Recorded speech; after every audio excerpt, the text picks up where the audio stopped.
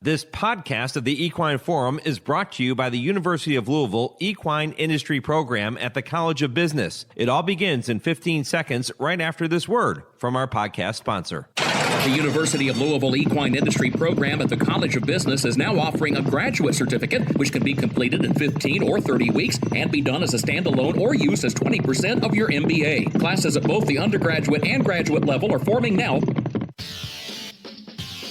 This is HRRN, horse racing's voice. And this leader is finding more. Rachel Alexandra and Calvin Burrell. And they have now slipped the field and gone clear.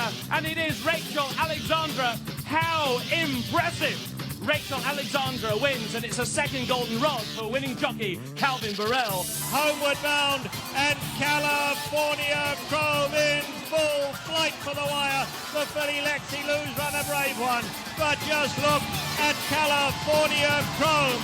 California Chrome is California's hot drop, wins it easily. California Chrome never raised a sweat. Welcome to the Equine Forum, presented by TwinSpires. As Code of Honor and Vino Rosso come stride for stride into the final 16th. It is Code of Honor on the outside. Vino Rosso dead game at the rail. These two will decide a thrilling Jockey Club Gold Cup, and it is very close. It looked like Vino Rosso has edged out Code of Honor on the wire. Homeward bound and stays in Vegas, still the leader. Being tackled now by Zendaya. Down the center of the track, Miss Temple City. Roca Rojo on the outside. Miss Temple City flying. Miss Temple City on the outside. Roca Rojo, Miss Temple City. More close, Miss Temple City. Roca Rojo's right there. Now, here's Mike Penna. Good morning once again, everyone. Welcome to the show that launched a network. It is the Equine Forum, and as always, it is presented by our friends at TwinSpires and right here on the Horse Racing Radio Network. Mike Penna, Baron of the Backstretch, happy to have you in the saddle with me for this post-Thanksgiving edition of the Equine Forum. I'm with you right up until 11 a.m. Eastern on Sirius 162, XM 207, our affiliates in Lexington, Louisville, and across the country, and available via podcast anywhere you get your podcast after I finish up at 11 a.m. Eastern this morning. Well, there are some really intriguing storylines to dive into on today's show. Most notably, Bob Baffert and his return to Churchill Downs for the first time in more than 3 years. Baffert almost didn't even recognize the place. A lot has changed at Churchill Downs since we last saw Bob Baffert set foot in the facility. The new paddock area being one, some of the new additions that they made to the suites and dining room areas. It's different now. But what wasn't different is Bob Baffert not wasting any time finding himself back in a very familiar place, the winner's circle.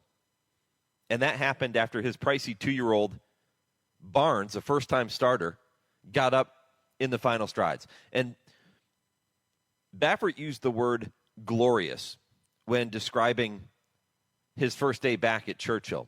And coming up at 8:35 Eastern, you're going to hear from the Hall of Fame trainer. He took time yesterday, took time out of his schedule, visiting with family in Tennessee, to join me for an extended conversation to look back on that triumphant experience and his return, and to talk about his relationship as it now stands with Churchill Downs after a 3-year feud following the disqualification of Medina Spirit from the Kentucky Derby in 2021. One of the really cool elements to this story, for me anyway, and I say this a lot on the program, for many of you who tune in each and every week, you know, I love the story behind the story. And there are so many of those in thoroughbred racing, whether it be with the horses or with the humans. And watching Bob Baffert stand alongside his longtime friend, Dwayne Lucas, in the paddock to watch Barnes race. They were watching on the big video screen there. Lucas had a very talented runner in there too, innovator. And watching the two of them stand together in what turned out to be extremely meaningful moment in the career of Bob Baffert was really cool. The camaraderie, the respect that those two and the chemistry that those two individuals have for each other. Their relationship dates back, 30 years? They both came from the quarter horse world, and they are both among the greatest to ever saddle a racehorse. And watching the race and seeing Barnes get up when it looked like he wasn't going to, he did everything wrong, and he still found a way to win. But seeing him get up and run down Innovator in the final strides, Baffert said after the race it kind of reminded him of Cavalier and Grindstone, if you remember that, Bob's first trip to the Kentucky Derby, when his Cavalier looked like he was home free, but here came Grindstone and Jerry Bailey on the outside to run him down in the Kentucky Derby. The stakes were a little bit different the other day, and Bob got the better of Wayne. But it was still reminiscent of that scenario that played out in the Kentucky Derby all those years ago.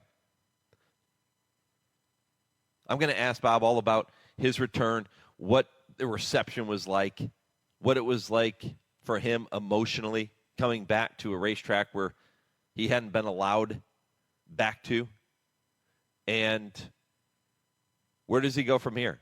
And I can guarantee you one thing. Now that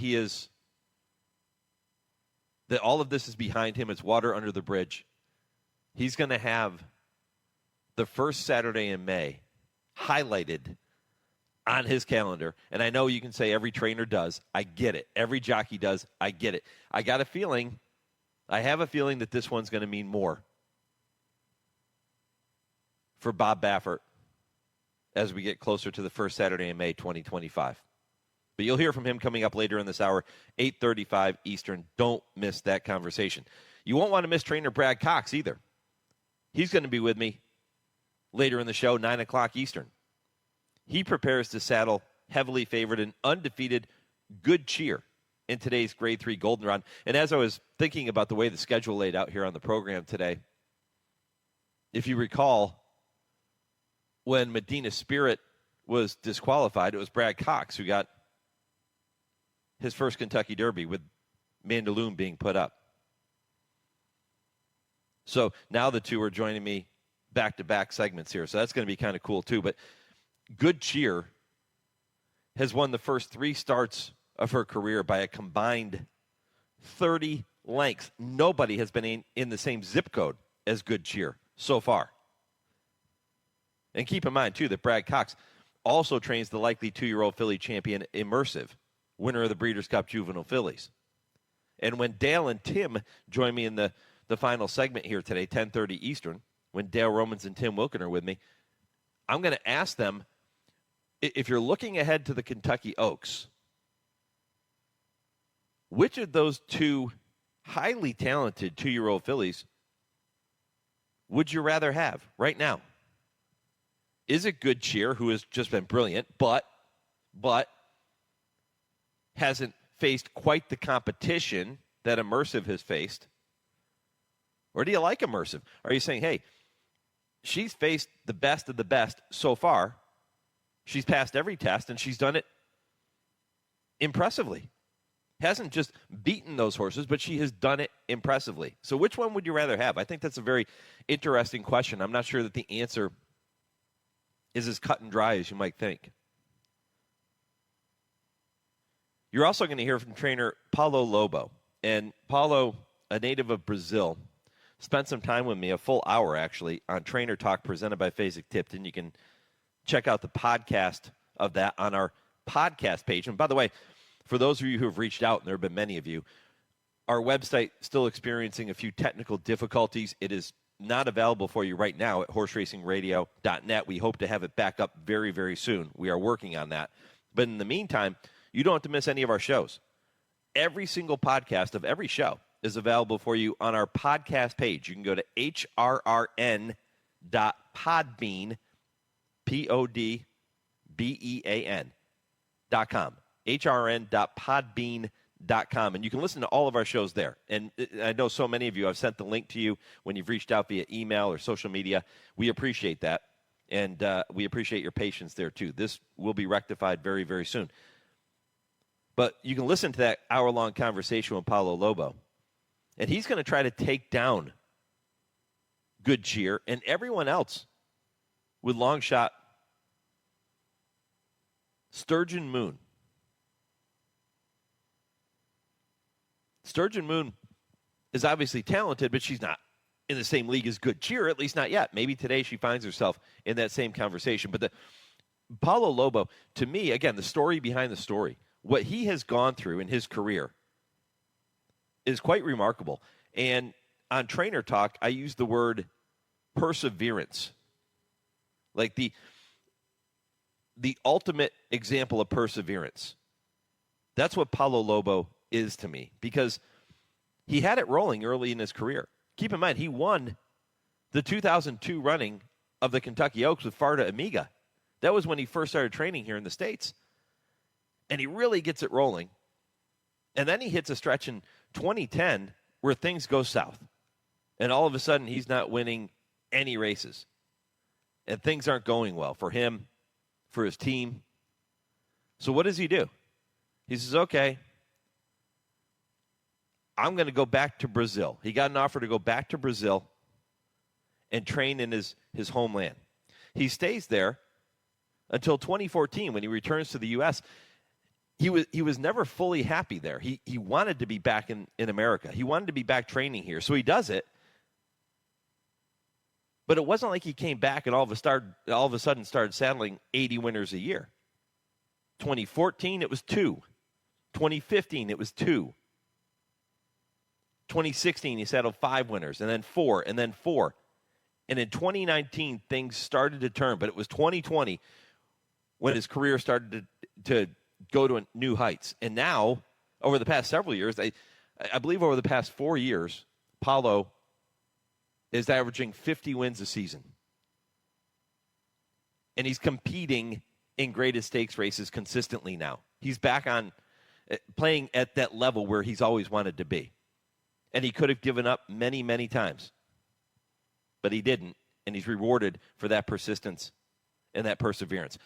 Wonderful story. You're going to hear from him, and you can catch the full hour-long conversation, but I'm going to bring you about 15 minutes of that hour later in the second hour of the show here this morning. There's a horse in Florida that's pretty good, too, and he's racing today. Florida-bred Rated by Merit. He's going to attempt to sweep the Florida Sire Series with a win in the In Reality Stakes at Gulfstream this afternoon. His trainer, Michael Yates, will be with me at 9:20. And if Rated by Merit can find a way to pull this off, he'll join an illustrious group. Smile did it in 1984. Seacliff, remember Seacliff? Did it in 1995. Big Drama did it in 2008. 3 Rules in 2016. There have been some really top-class runners to sweep the Florida Sire Series. And I wonder if Rated by Merit, who has not faced open company in these stakes races that he's running through, if he were to win this today, and keep in mind, this is another new test for him. It's his first time going 2 turns, first time stretching out, going around a ground. But if he passes the test, and let's say he does it impressively, do we start to say this is a legit top 5 Derby prospect, or do you pump the brakes and say, okay, let's see what he does when he starts facing some of the big boys in this 3-year-old division as we get into 2025? But there's no doubt he's talented, he's quick, and he's done nothing wrong to begin his career. And again, Michael Yates with me at 9:20. Hour 3 includes Vance Hanson with your TwinSpires Triple play. Kurt Becker with a Stroll Through Racing History. This time a story about a horse named, appropriately enough, Thanksgiving. I think you'll enjoy that one. And at 10:30, Dale Roman's Tim Wilkin joining me for I Ask, They Answer. So a lot of things coming up here on the program. Again, a lot of storylines to talk about for you here today. When I come back, I'll pass along the poll question, and I'll share my thoughts on that poll question and some of the ways that you might be able to go when you answer that one. Stay with me. This is the Equine Forum presented by TwinSpires on HRRN, Horse Racing's voice.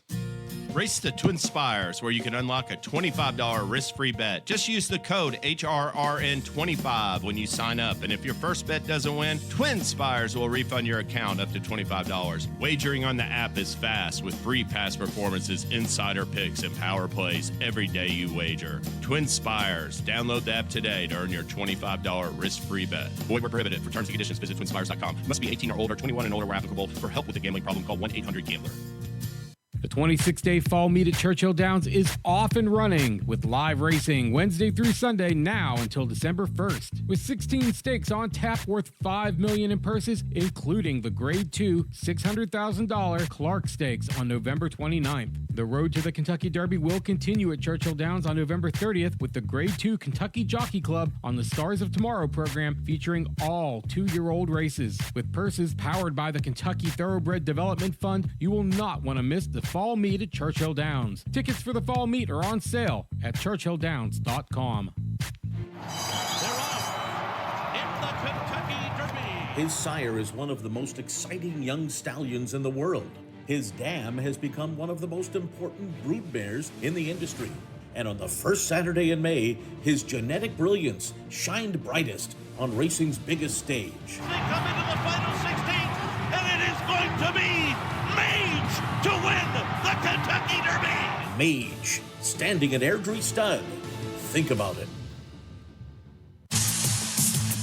You're listening to the Equine Forum on HRRN, presented by TwinSpires. Deterministic, just bobbled slightly there as they enter the top of the lane. Yo Daddy is there. El Razine makes the move. Carson's Run. And here comes Carson's Run, now launching a huge rally. And Carson's Run just sweeps by the entire field. Carson's Run, Deterministic, is battling back towards the inside. Carson's Run is kicking away inside the final 16th. The heart of a champion. Carson's Run wins the Jockey Club Derby Invitational. Deterministic, very game towards the inside.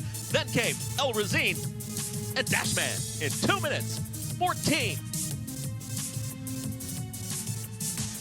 Carson's Run, one of the latest stars to race in the black and gold colors of West Point Thoroughbreds. Terry Finley and the team. He is back in action later today at Del Mar in the Hollywood Derby.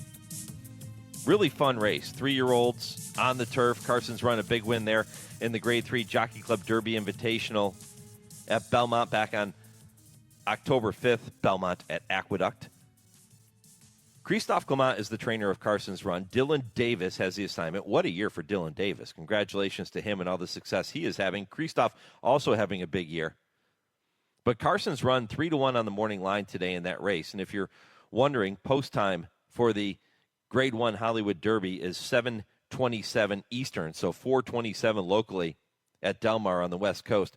The race, 1 1/8 on the turf.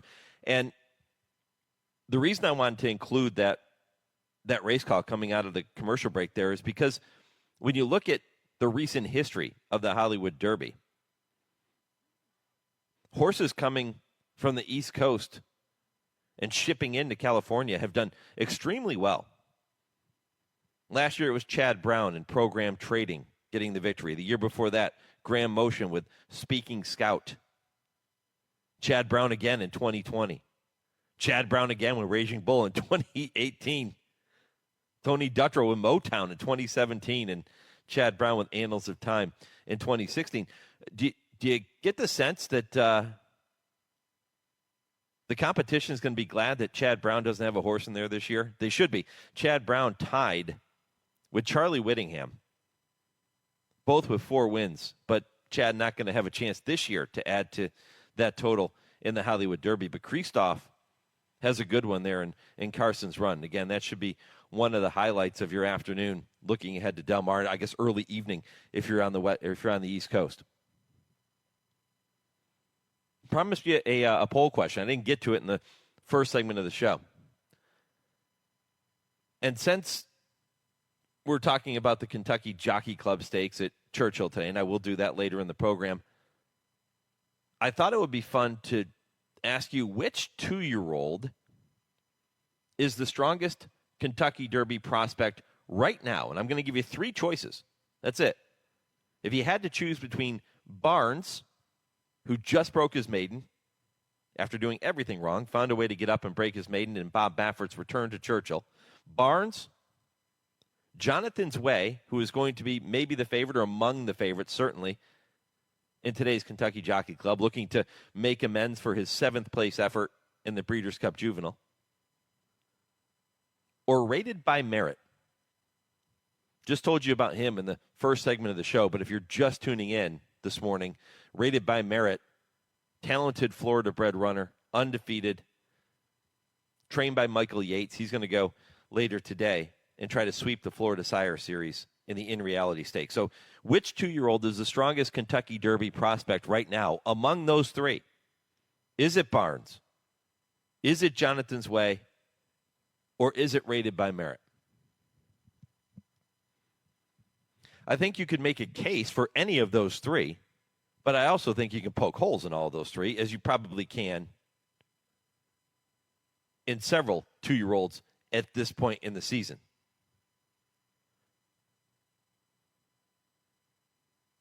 Barnes, as I said, did everything wrong. Racing on the wrong lead. He had some trouble in the race. All of these types of things. But oftentimes a 2-year-old that doesn't have the talent to compete at the highest levels will throw in the towel after all of those. They'll find a way to lose. Well, Barnes didn't. Barnes found a way to win. And we hear about this in other sports, too. There are teams that, for whatever reason, always find a way to win, somehow, some way.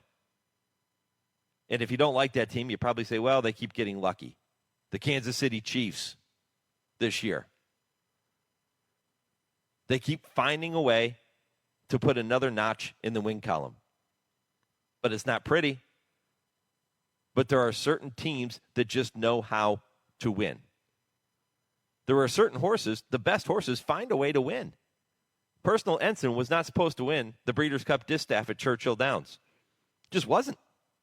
Not when you're that far back with, a 16th of a mile left to run. And somehow she runs down a Kentucky Derby winner in winning colors. The greatest horses of all time find ways to win. And I'm not saying Barnes we should be talking about him as one of the greatest horses of all time. But he showed something, that intangible, in his first start to get up and win. And you can say, okay, well, he ran down Innovator, who has now had the experience edge. That was his 5th career start the other day for Innovator, which is no surprise for a D. Wayne Lucas trainee. But he's proven in many of his races that he can't hold a lead late. Other than the hopeful, his 2 races before that, he was run down at the wire, just like he was the other day. So if you want to flip it around and say, okay, he beat a horse that doesn't know how to win, finds a way to lose every time. Okay. You can do it that way too. But Barnes showed something. And I'll ask Bob Baffert if he views this horse as a legitimate contender, prospect for next year's Kentucky Derby. And again, Bob coming up 8:35 Eastern. What about Jonathan's Way? Jonathan's Way, a horse that so many people have been talking about. I know Phil Bauer is extremely high on this horse, the trainer, Phil Bauer. Jonathan's Way has shown plenty of talent.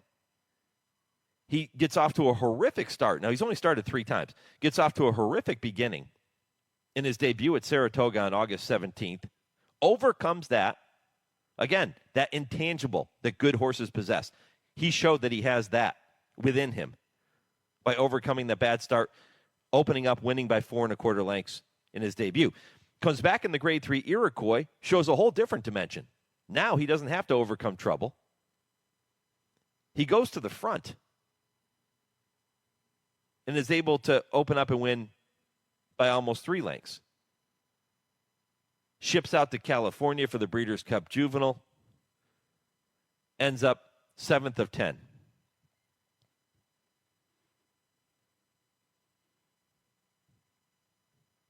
So what do we make of Jonathan's Way?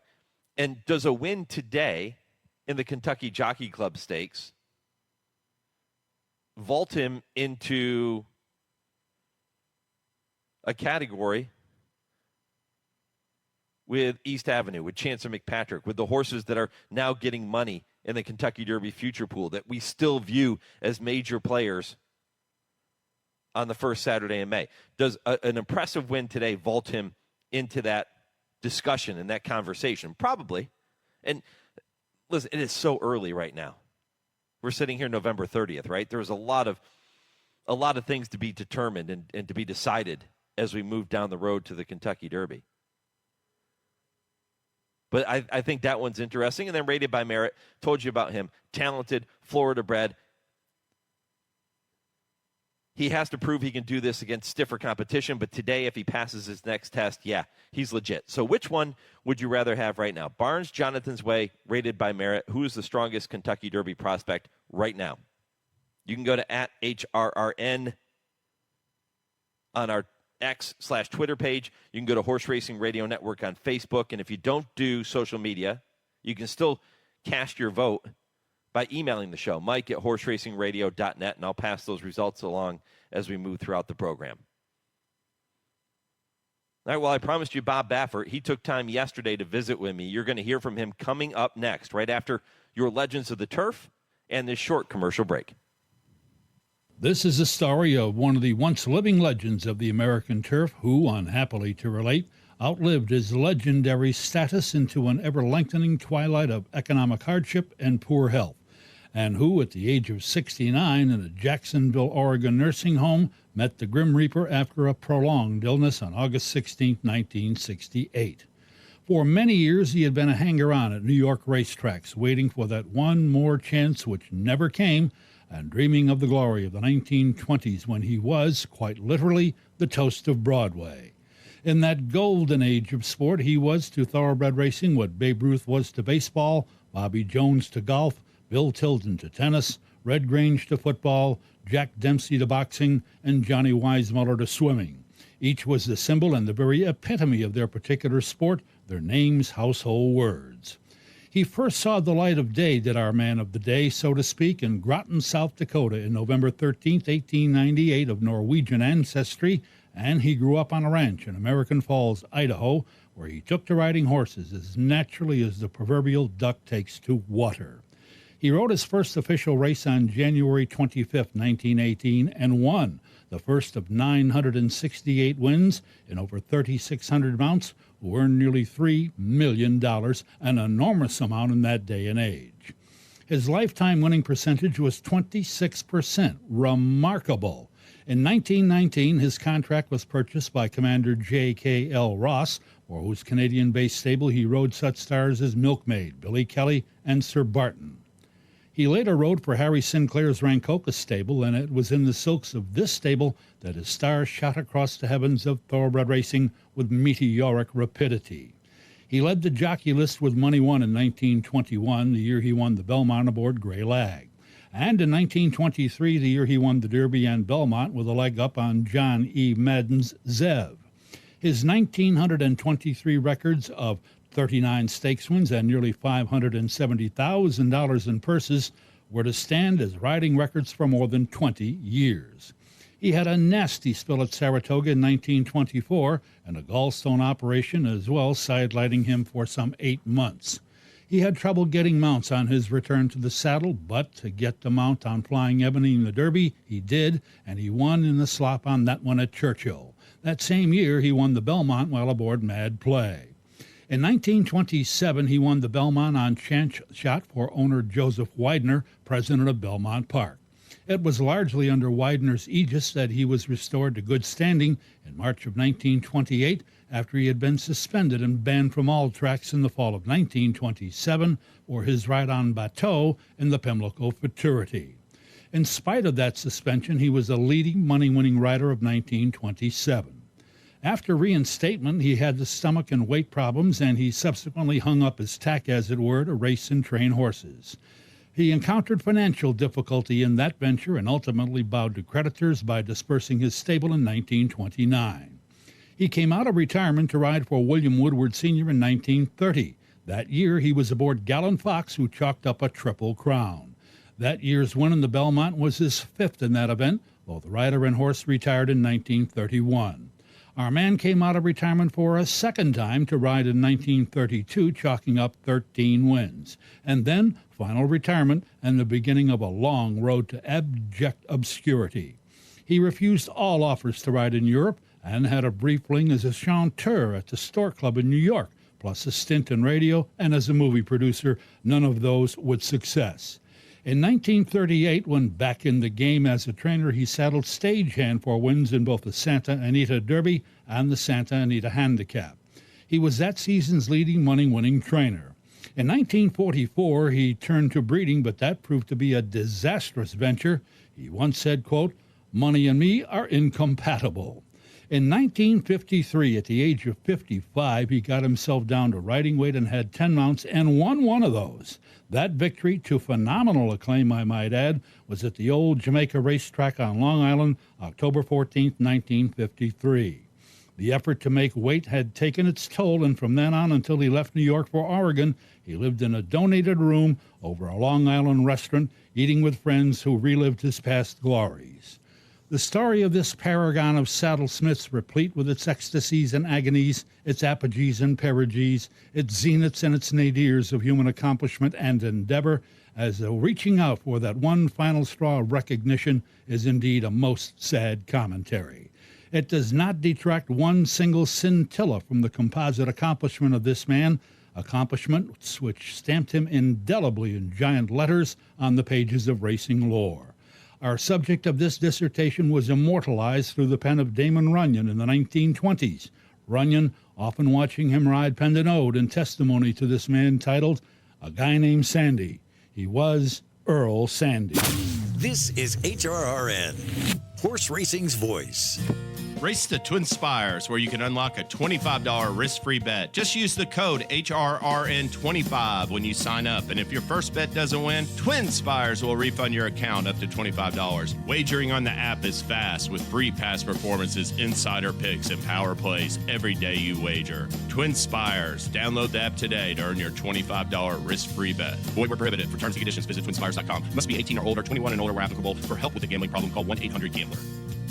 A two-time Grade 1 winner at Saratoga with nearly $2.5 million in earnings and one of the best sons of Super Sire, Gunrunner. And it is Gunite, and he's going to win the 117th running of the hopeful. Gunite is maintaining the lead, and he will defeat Elite Power in the Forgo. Gunite posted 9 triple-digit buyers, won 9 races, and hit the board in 19 of 21 starts. Precocious, fast, durable, and tough. Call the team at Ashford today to book your mare. They're back! The world's best horses, jockeys, and trainers have returned to Hallandale Beach, and the championship meet is on at Gulfstream Park. The action begins November 28th with live thoroughbred racing Thursday through Sunday. Take in the action trackside with a craft cocktail at the Carousel Club, or head upstairs to a private suite or 10 Palms restaurant. For stake schedules, tickets, and more, head to GulfstreamPark.com.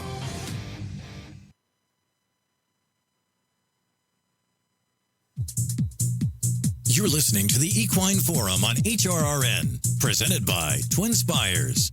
Unbridled Stone, Cavalier on the inside, out the middle of the track, Grindstone is closing stoutly. It's Cavalier on the inside and Grindstone on the outside. McCarran and Bailey, here's the finish. Again, too tight to call. Was it Cavalier on the inside? Was it Bailey with Grindstone on the outside? Noses apart after a mile and a quarter in the Kentucky Derby.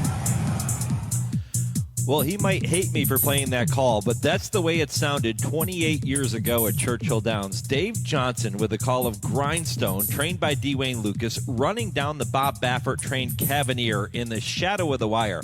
On Wednesday, nearly 3 decades later, the two stood side by side in the Churchill Downs paddock, watching first-time starter Barnes get up in the final strides to defeat Innovator. This time it was Baffert getting the better of his longtime friend D. Wayne Lucas. The stakes, not quite the same, but the moment possibly even more meaningful.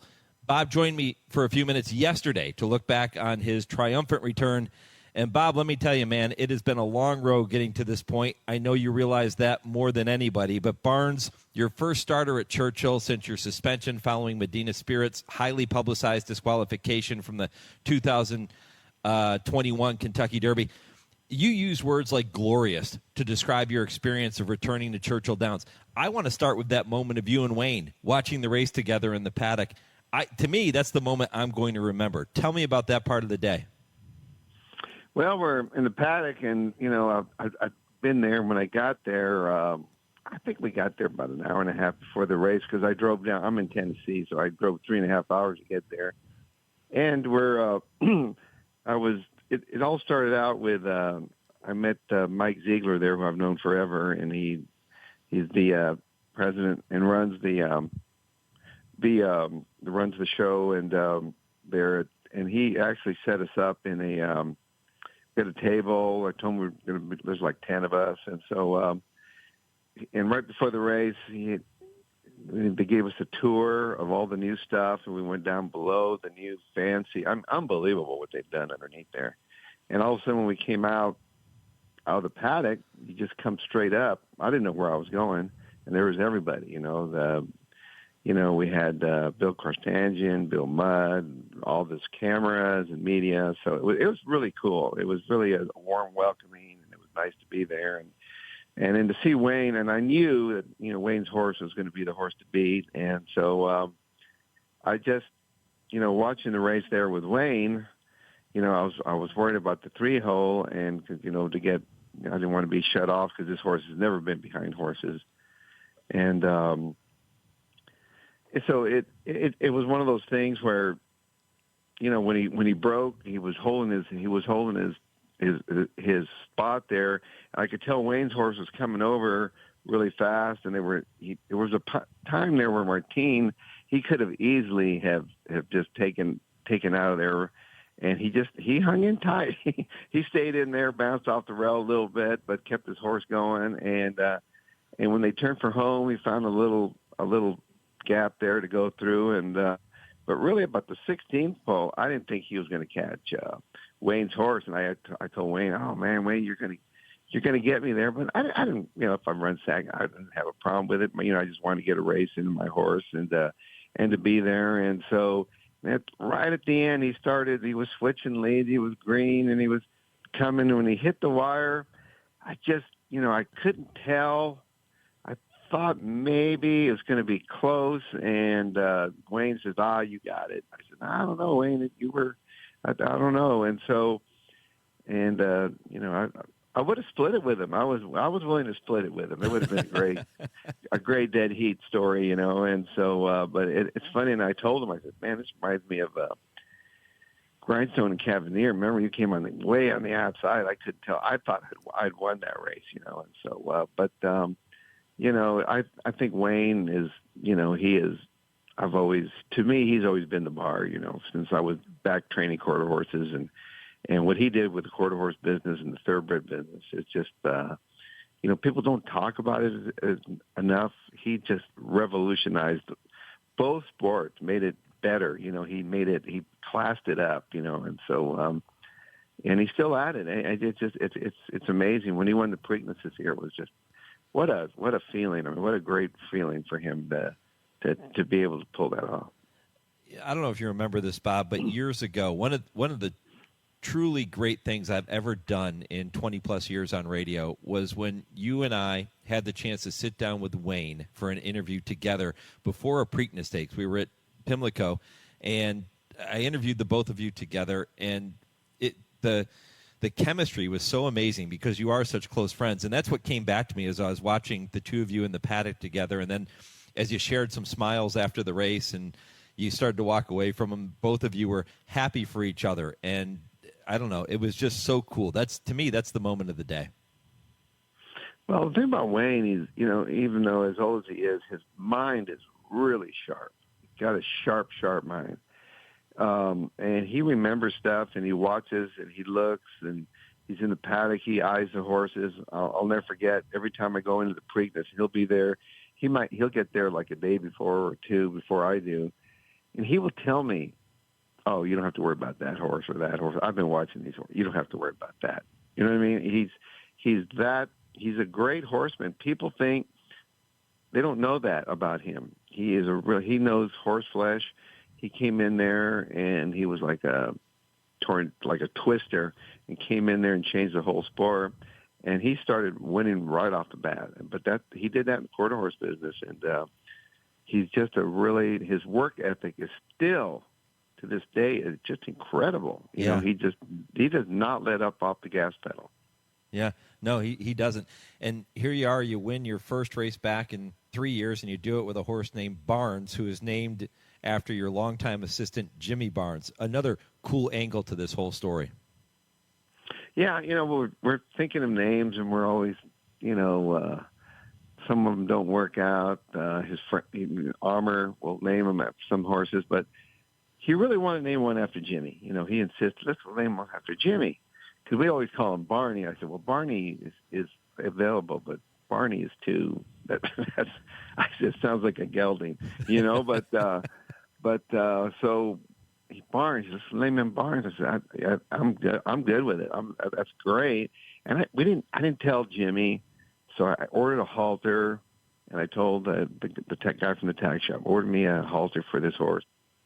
You know, put Barnes on one side, but put Barney on the other side, you know. And so, when the halter came, I said, hey, here, because we'd worked him, and he says, hey, yeah, he worked great. That's a good horse. He needs a good name. Get him a good name. You know, he's always saying, get him a good name. You know, sometimes the name can be a little bit dicey, you know. So I says, here's a halter. Go put it on that horse, will you? And he looked at it, and he was like, oh my God, he was just taken back by it. Really? He goes, really? Like, it was really cool.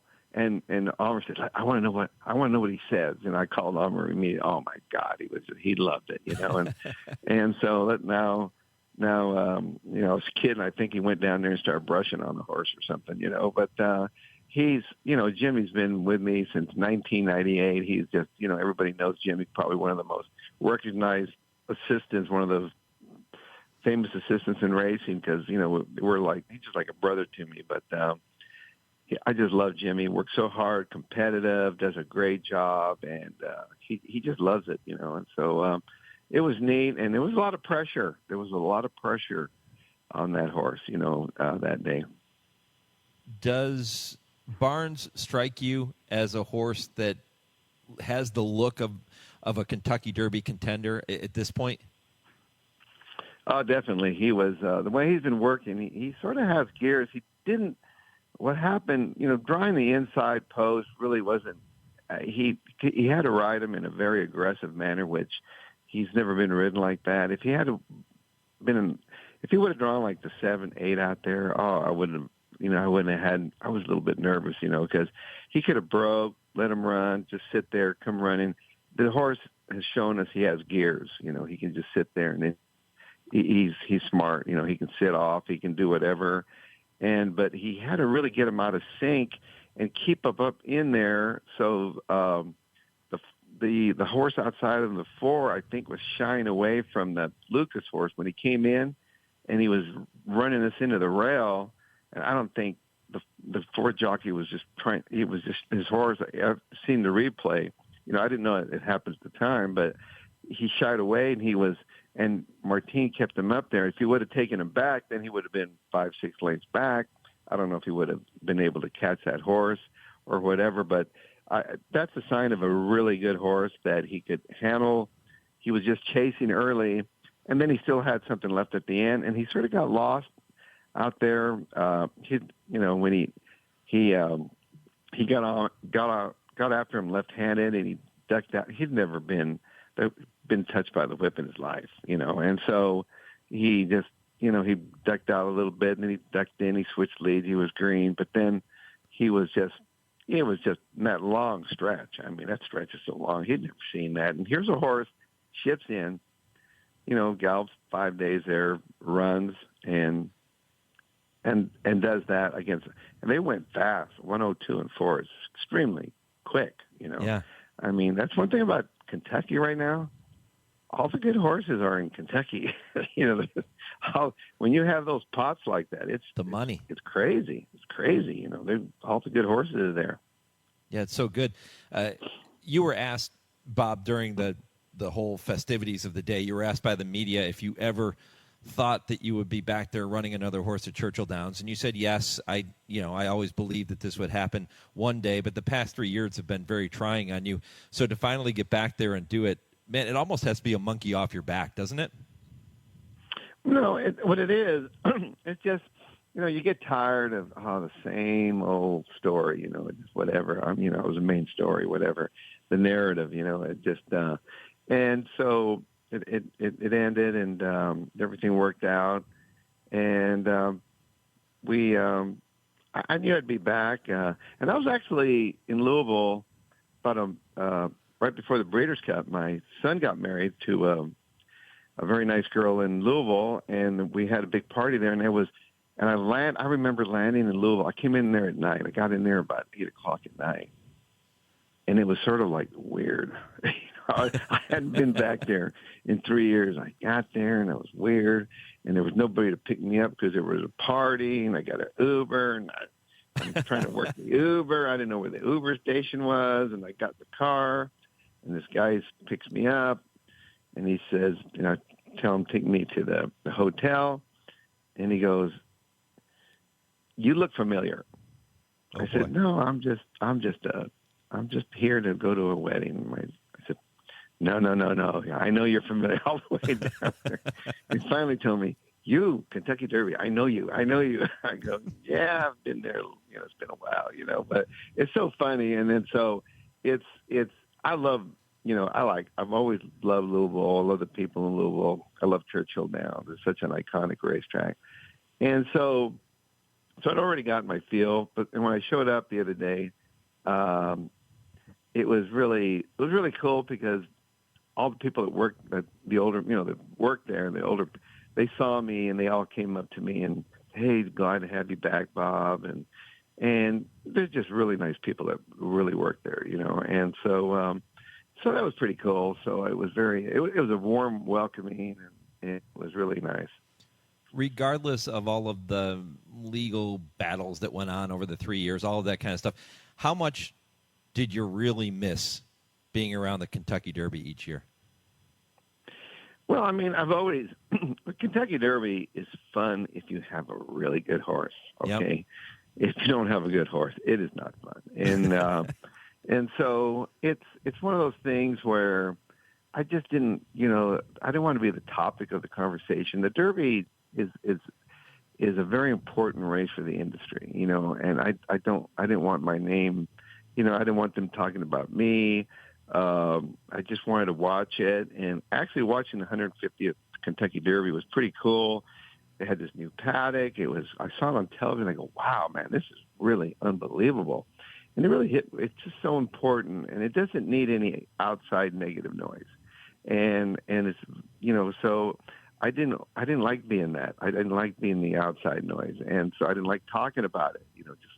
Just and so it was nice to because Churchill, they put a lot of money into that. They put on a show, and it's a bucket list for a lot of people, and so it's very important that the Derby continues to be one of the biggest sporting events in the country.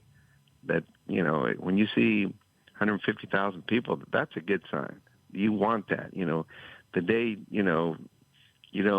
nobody goes, that's not good for our sport. So the Kentucky Derby is really it's very important, because when I meet people, even owners that want to get in the business, "Hey, Bob, I want to get in the business, but we want to go to the Kentucky Derby. We want a horse for the Kentucky Derby." Get in line, buddy. It's just, that's not that easy. You got to be really lucky. You never know where the Derby horse is going to come from. We hopefully we have a few here if they stay healthy. We can get there with them, and so it's exciting. There's nothing better than thinking, I might have a horse for the Kentucky Derby. It's a reason trainers, they work so hard, 7 days a week to, hoping that you're we live from one big horse to another, and so we're just as good as the last big horse that we had. And so and it was fun this year, win the Breeders' Cup with Citizen Bull and Gaming and running second, and they're really top horses, So we have Barnes now. We've got some other ones that are just ran, some other ones that are getting ready. So it's exciting, but still they have to stay healthy, and I don't get in front of myself too far. I focus what's in front of me right now. I go week to week, so we got a long way to go. Give me an update on Citizen Bull and Gaming. What's next for them? Citizen Bull, he's doing fantastic. He's actually there's a horse that just changed dramatically in about 60 days from August. He was this little heavy little horse, and all of a sudden he's getting leaner. He's leaning out. He's growing. He looks beautiful. He's and very healthy horse. Gaming has really changed. He's big. He's doing fantastic. And I want these horses to. I'm trying to make the first Saturday of May with them. So I'm going to figure something out. I don't have a plan yet. Usually I sort of have a plan, but I don't share it with anybody because I don't want to rush the horse. I want to, there's nothing worse than saying, well, I'm going to do this and then think something changes. So once I'm ready to execute the plan, then then I'll tell my clients, okay, this is what I have planned. We're going to do this, then we're going to do that. And they're fine with that. So just like at Barnes a month ago, I did not know he was going to run at Churchill Downs. I'd actually entered a horse 2 weeks before, Matticat Road, in a maiden race, and he didn't get in. He was number 14 because his papers weren't in. So he didn't get in, so instead I ran him in the stake race, and he ran second. He ran a nice race. He could have won that race the other day. He's a really good horse. But when he didn't get in, I sent the papers to Barnes, and I thought, I'm going to go to vacation to Tennessee to see my wife's family. They live in south of Nashville. And I thought, I hate to go 5.5 furlongs with him because he's not a 5.5 furlong horse. He's big, powerful. He's a beast of a horse. So I'm just going to, maybe we'll run him up there. We'll run him in a maiden race. We have all these maiden races. We've been running Del Mar, one fills once every other week or whatever. So we'll run him there. And it'd be cool, there's an Almer Zidane horse. And I got to thinking afterwards, maybe I should have brought Johnny V in here because he's the one that right. Right. And I talked to Johnny. You know what? Afterward, I thought, man, I could have put Johnny. Johnny would have come in here to ride the horse, but Martine, was there and he's very capable. And Martine had worked the horse for me, and while he was there at California when he got those horses ready for me for the Breeders' Cup, and so it worked out. It was fun. It was close. I would have liked to have seen him, sit there and then just run off and really, but I think the drama of it waiting, the photo took forever. I mean, it just took forever, it seemed like, and so, and I'm there with Wayne, watching the race with Wayne, and he kept telling me, no, you got it.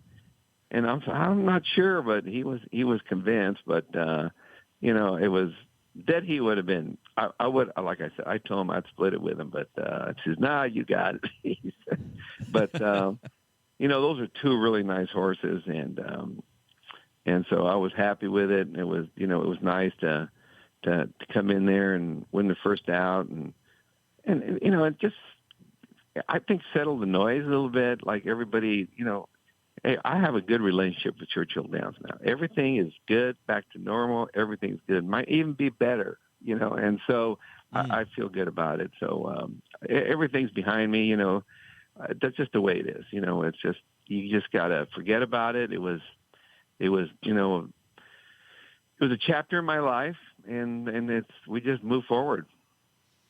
That's all you can do. Bob Baffert, 6-time Kentucky Derby winner. It's interesting you bring up John Velasquez, Bob, because he and I have talked several times, and I immediately right after the Medina Spirit thing, and I remember him telling me that he has 3 Derby wins, but in his mind he has 4. I won't ask you if you think you have 7 and not 6, but right now you're tied at the top of the list, and it's great to see you back at Churchill Downs.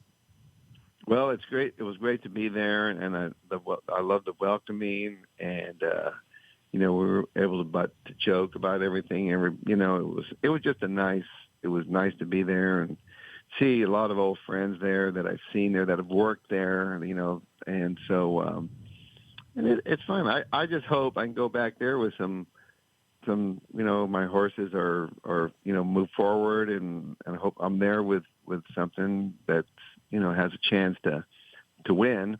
And so, that's a long ways off, but, this is a sport of dreams and entertainment. And so, that's what keeps us going. Once you're horse crazy, like I've always said, there's no, you can't quit. No, there's no rehab for horse racing, so, you just, once it's in your blood, you just love it.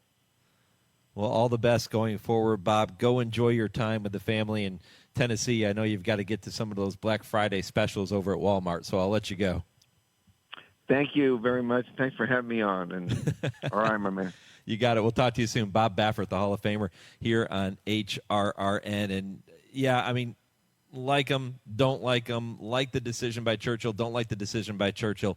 It was good to see Bob Baffert back at Churchill Downs and back in the winner's circle and standing alongside his friend Dwayne Lucas. Again, that's the moment I will take away from that and remember. And we'll see how this plays out going forward. But no doubt Bob Baffert going to have that first Saturday in May circled on his calendar once again here in 2025.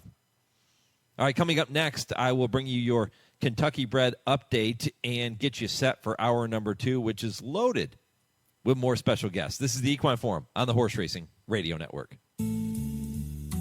Hi, Tony. Hey, Matthew. There's a reason why Tony's Steaks and Seafood is my favorite restaurant. It's because I want to feel part of the family. Isn't that right, Tony? That's right. There's a saying on the wall that I truly believe in. There's always room for one more at our table. We just want you to be part of our family.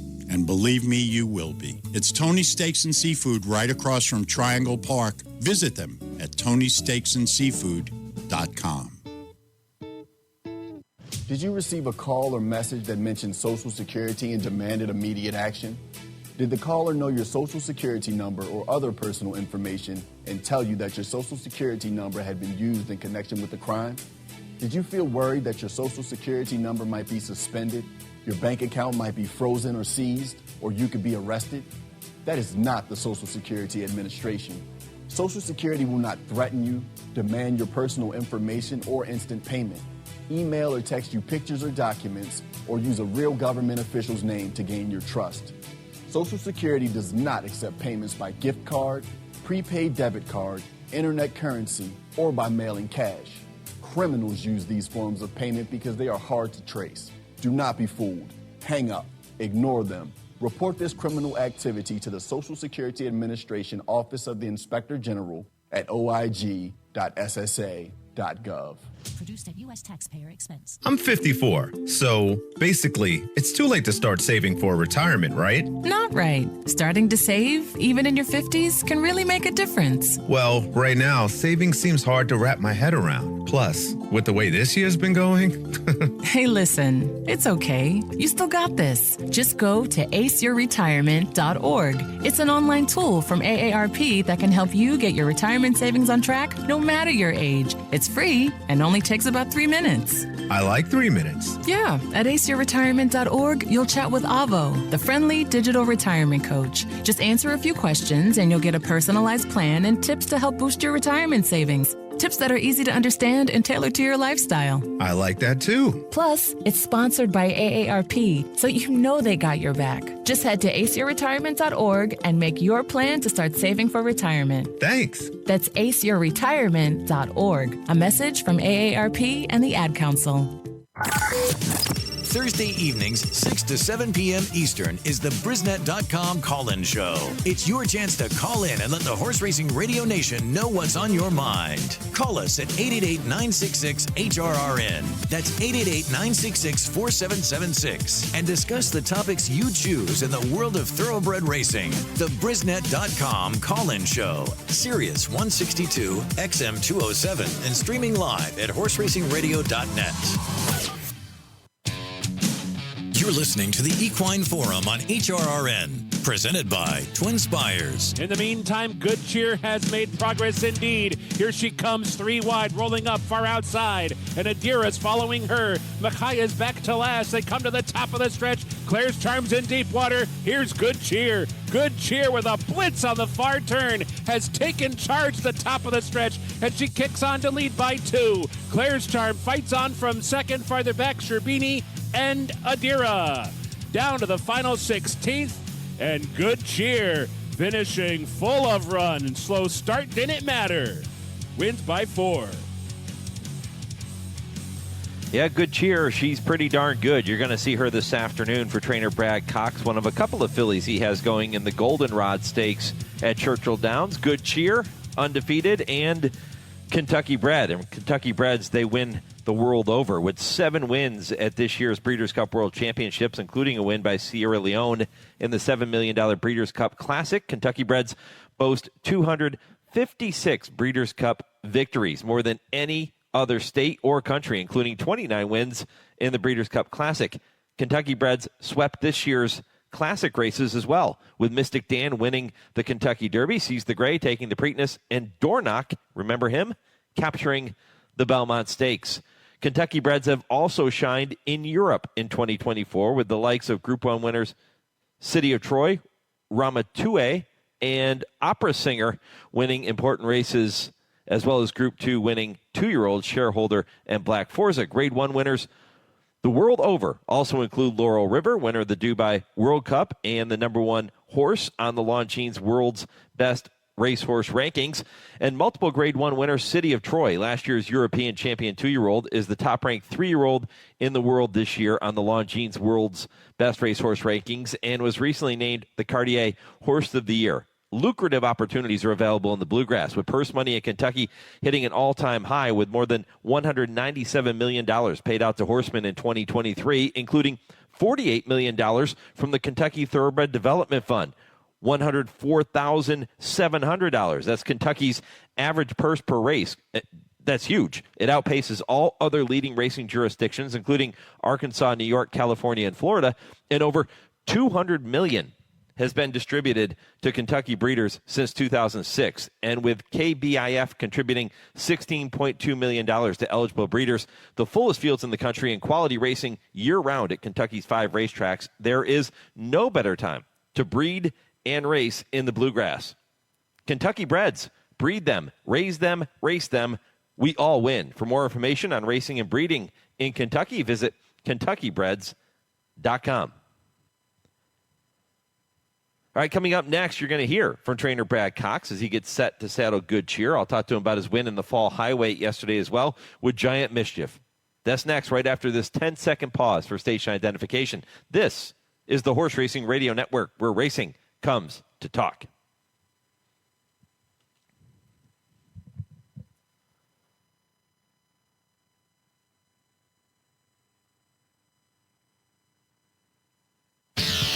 This is the Equine Forum, presented by TwinSpires. Welcome back, hour 2 of 3 here on the Equine Forum, presented by TwinSpires. Mike Penna, happy to have you with me right up until 11 a.m. Eastern.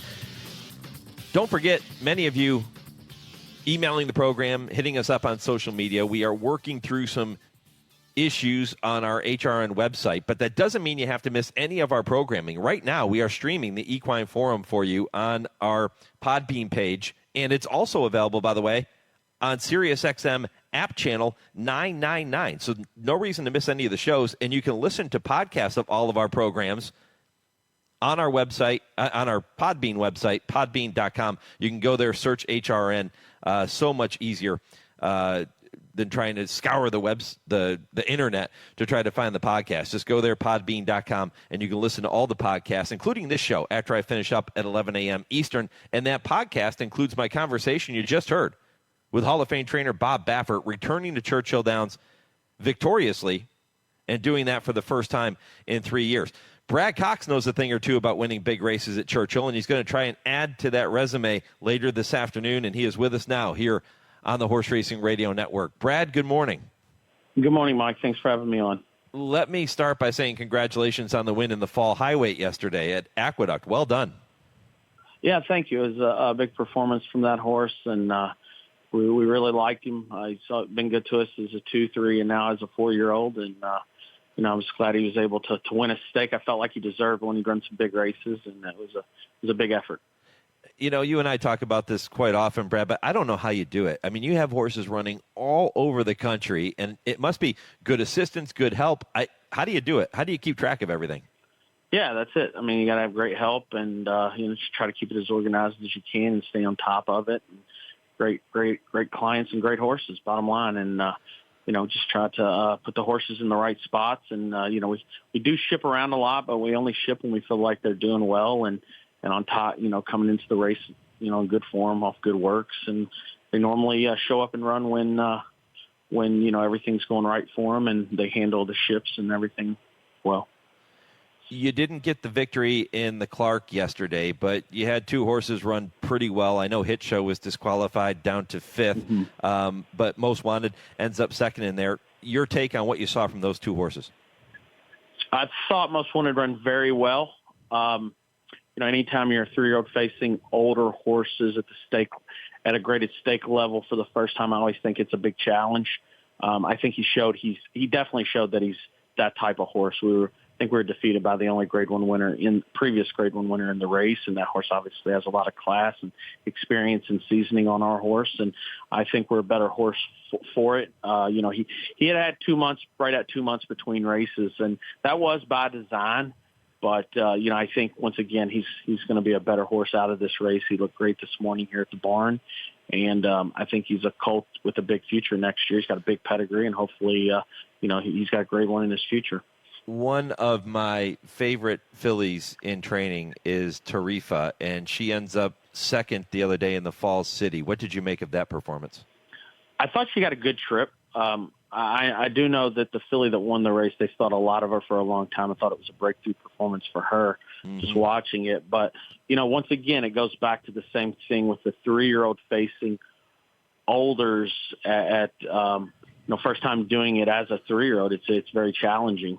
And we'd come off a very hard, tough race at Aqueduct, so I was happy to see her at least bounce back and put in a big effort.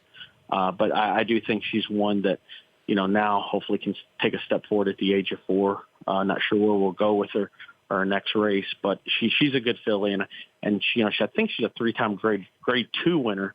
Be nice to get a Grade 1 under her, and I think at some point she's going to get an opportunity again. I'm excited to watch Good Cheer in today's Grade 2 Goldenrod. She has been absolutely brilliant in the first 3 starts of her career. She's one of 2 horses you have in that race this afternoon, along with Eclatant. But let's start with Good Cheer. What's impressed you most about her so far? I think just how she's winning so easy. She's turning for home, in control of the race, and just putting them away. And Louis obviously rode her in her last 2, but never really had to get after her. So obviously this is a graded stake today, definitely the toughest filly she's faced to date. But look, if she's trained really well, she just doesn't seem to really be any bottom to her in regards to stamina.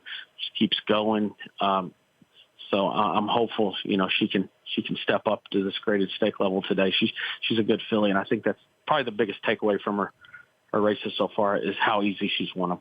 When Dale Romans and Tim Wilkin join me at 10:30 Eastern, the final segment of the show called I Ask, They Answer, I'm going to ask them if the Kentucky Oaks were coming up soon, and even looking ahead to next year's Oaks, would you rather have the likely juvenile filly champion Immersive, or would you rather have Good Cheer? Because they have both been exceptional to start their careers. I won't ask you to pick your favorite child, but Brad, how good has Immersive been? My goodness.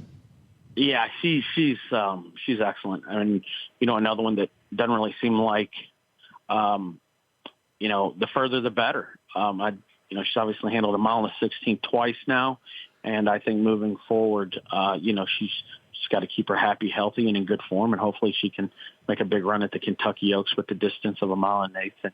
And Churchill shouldn't be a problem. She's trained here at Churchill, a good bit. I'd say it's her home track, even though she's never run here, but she's trained here more than any other track. And, excited about, getting her 3-year-old campaign started probably in February. Yeah, immersive, good cheer, both undefeated to begin their young careers, both highly talented.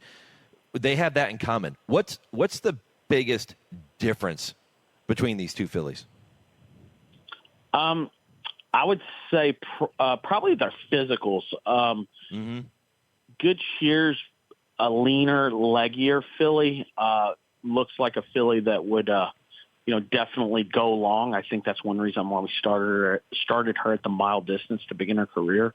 And immersive, more power, maybe just a touch faster away from the gate. She was able to win, obviously, to start her career going 3/4 and then 7/8 and then, a mile and 1/16. I would say that's probably the biggest difference in them. Immersive's probably, I'd say she's able to stay closer to the pace as opposed to good cheer. And she almost looks like a colt immersive. She's a big, strong, strapping filly, carries plenty of flesh. If you have the show streaming at the barn right now, Eclatante is not going to be happy with me because she's saying, hey, wait a minute here, guys. I'm undefeated too. I'm 2 for 2. This is my stakes debut. She's super talented. What do you do with Eclatante? She's very good. I really, really like this filly. She broke her maiden in the spring. Obviously, Churchill had her slated to go to Saratoga. Was wanting to run her in the second graded stake there. I don't know if it's a Schuylerville or the Adirondack, but the second one going 6.5 was my goal.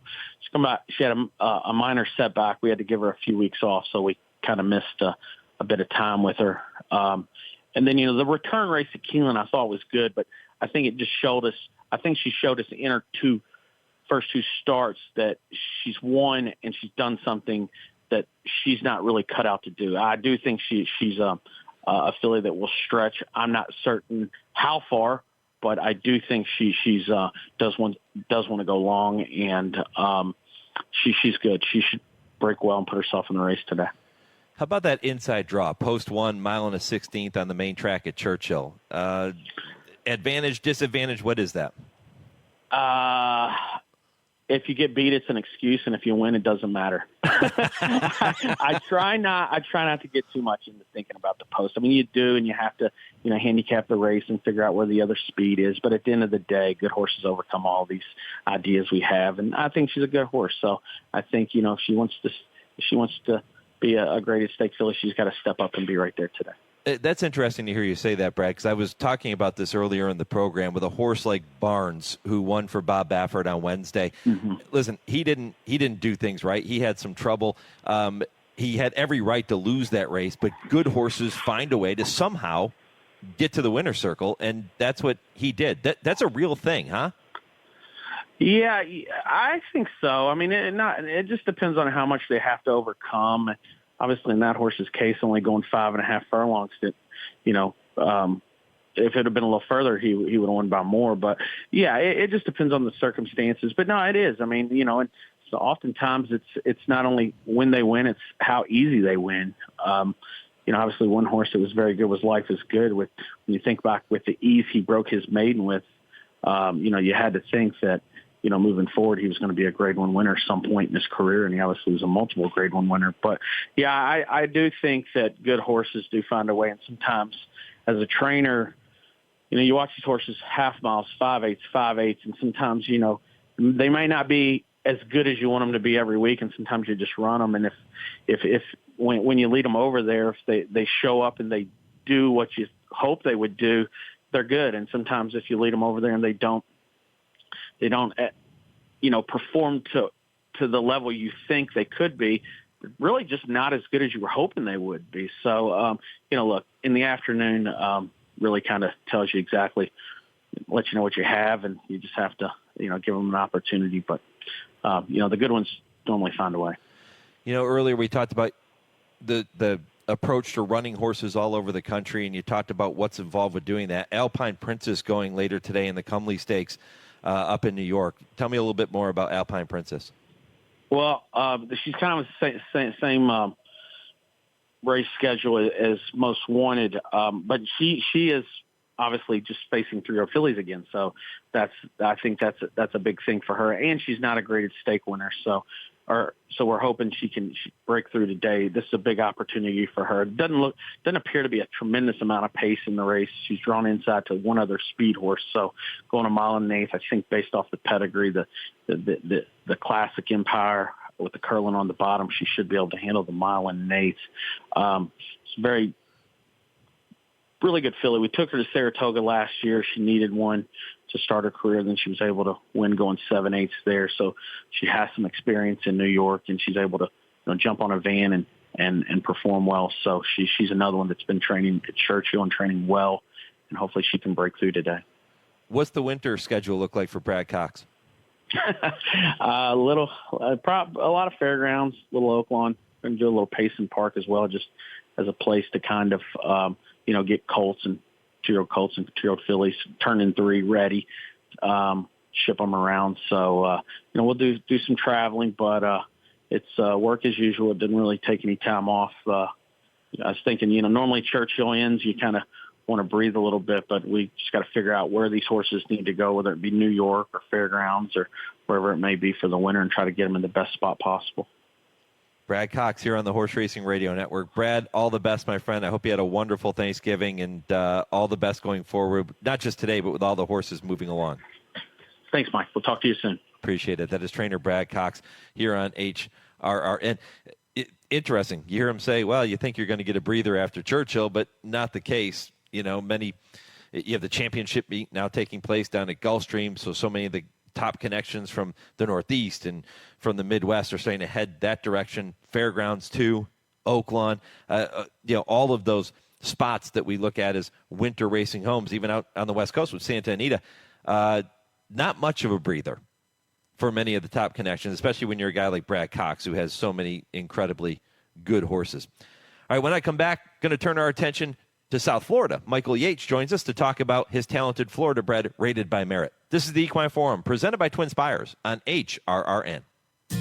Race to TwinSpires, where you can unlock a $25 risk-free bet. Just use the code HRRN25 when you sign up. And if your first bet doesn't win, TwinSpires will refund your account up to $25. Wagering on the app is fast with free past performances, insider picks, and power plays every day you wager. TwinSpires. Download the app today to earn your $25 risk-free bet. Void where prohibited. For terms and conditions, visit TwinSpires.com. Must be 18 or older, 21 and older where applicable. For help with a gambling problem, call 1-800-GAMBLER. It's time now to shine the spotlight on the Darley Taking the Reins Performer of the Week. West Willpower bracing for Proxy. West Willpower digs in. Proxy surges. Nothing between them with a 16th to go. Proxy on the outside. West Willpower fights on, but Proxy got it. 2 years ago this week, Proxy scored that impressive win in the Grade 1 Clark Handicap at Churchill for trainer Mike Stidham and jockey Joel Rosario. That memorable win makes him your Darley Taking the Reins Performer of the Week. Darley Stallion Proxy. In addition to his win in the Grade 1 Clark, he won or placed in 10 other graded stakes, including the Breeders' Cup Classic, Jockey Club Gold Cup, and the Santa Anita Handicap. Proxy defeated a total of 21 Grade 1 winners. Value priced for 2025 at $15,000. Learn more about Proxy and all the Darley Stallions by visiting DarleyAmerica.com. Want to get the latest HRRN content directly on your computer or mobile device? Then subscribe to our podcasts using the Podbean app or Apple Podcasts. Just go to hrrn.podbean.com on your computer and click follow, or download the Podbean app and search HRRN. You can also find us on Apple Podcasts and listen to our latest episodes anytime. Don't miss a thing. Subscribe to our podcasts today. You're listening to the Equine Forum on HRRN, presented by TwinSpires. Rated by Merit, nursing a narrow lead. Neo Equos right alongside in second. 4 back to Classic, of course, together with Big Paradise, and they're at the top of the stretch. Drifting off a true line, Rated by Merit spins in on top by 2. Neo Equos has done everything he can, but he can't keep up. Back to third, it's Big Paradise with Classic, of course. Through the final furlong, 1-5 the number, and Rated by Merit will win it. Rated by Merit continues to see the stock price rise and wins by 4. Second, Neo Equos. Third, Classic, of course. Fourth was Big Paradise. Then Lou in 122-2. Welcome back to the Equine Forum, presented by TwinSpires. Pete Aiello with the call of the Florida Sire Affirm Stakes, won by Rated by Merit, and that's been a common theme throughout the son of Battalion Runner's career. He is now a perfect 3 for 3. That is most recent victory coming at Gulfstream on October 19th. There was talk that maybe he would fit in a race like the Breeders' Cup Juvenile after that winning performance, but his connection saying, let's pump the brakes just a little bit and let's try to sweep the Florida Sire Series. He'll try to do that later today in the In Reality Stakes, coming up right around 4:43 Eastern. It's race 10 at Gulfstream this afternoon, and it's a test for Rated by Merit. His first try going around 2 turns, and the man responsible for guiding him through this stellar start to his career is trainer Michael Yates, who knows a thing or two about being around a good horse, and he has a good one here, and he's with us now here on the Equine Forum. Michael, good morning. Hey, good morning. What is it about this horse? It just seems like right now in his 3 races, he's breathing a different air. What is it about him that makes him so special? He just has a lot of raw talent, I think is the bottom line. He's pretty uncomplicated horse. He goes out and does his job on a daily basis, and has been quite a pleasure to train. When did you first realize you might have something with this horse? I mean, we knew he was talented before we ran him in his first race, but I think in the manner that he ran his first race and the time that he ran was probably when I realized this horse is a little better than most. Yeah, again, this isn't your first good horse. You've won the Devon Dale a couple of times, the Smile. You know what it takes to have a horse compete at a very high level. But it just appears that this horse does things so easily from the outside looking in. Is that the right way to look at it? Absolutely, and that's how I've, those are the things that I keep seeing with him is he just does things easy. You lead him over for that first start. That came in July 13th at Gulfstream, 6 furlongs. He wins by nearly 10 lengths. Put me there with you, watching that race and watching him widen down the lane. What's going through your mind? I guess the biggest thing was going through my mind was kind of, wow, this horse really is good.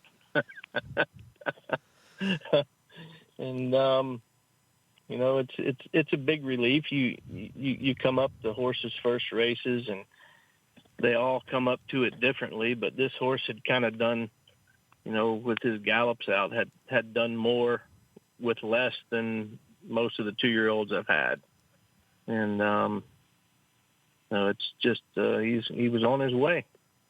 So yeah, and then really we see him back in the Dr. Fager. He does it again. He wins by over 6 lengths and then comes back and wins the Affirmed, the call we just heard last time out on October 19th. Walk me through those 2 races and share your thoughts on what you saw from him there. Well, the Dr. Fager, he went from his maiden race to that race was, he just continued to train forward, and I was really confident running there, and he came back and did all and a little more than I expected of him. So at that point, it's just about keeping him sound, keeping him happy, keeping him moving forward. It's just about developing a young horse. And we're very fortunate for everybody to get on the same page and to take the route we have, and with hopes of having a really good 3-year-old. So. Yep, yeah, and again, you had options. You could have gone to the Breeders' Cup Juvenile and entered him in that race, but you talked with the connections, and everybody decided, let's just point for this race coming up later today. Talk about making that decision, Michael. I mean, it's a tough decision to make. When you have a horse that you feel like is that good, you certainly want to go try, but it seemed like from the time he broke his maiden and then won the first leg of the Stallion Stakes that everything was going to start happening too fast. We were going to have to start cramming with the calendar. And we just decided that it would be in the horse's best interest just to pat our feet. The Stallion Stakes races were 6 weeks apart. stepping stones in distance, and try to get through his 2-year-old year and try to sweep the Stallion Stakes and then go from there. I'm a big fan of his owner, Vinny Viola, and St. Elias Stables. Tell me more about that relationship and how that all came about. So they had a Florida-bred group at Ocala Stud, and so this is one of the horses that they'd kept. They had sold some of them as yearlings, I suppose, and they were looking for a regional trainer in Florida to train the Florida-breds, and Monique that that works for the Violas. She had contacted me and asked me would I be interested in taking a horse or two for him, and I said absolutely. So sometime later, the phone rang one day, and she said she had a 2-year-old battalion runner she'd like to send me, and that's basically how it started. Easy peasy, right? Oh yeah, easy. The cool thing about this too, this is a horse that Vinny bred, right? A Florida bred. You Correct. mentioned by Battalion Runner. A lot of people don't know about Battalion Runner. Tell me a little bit more about the sire.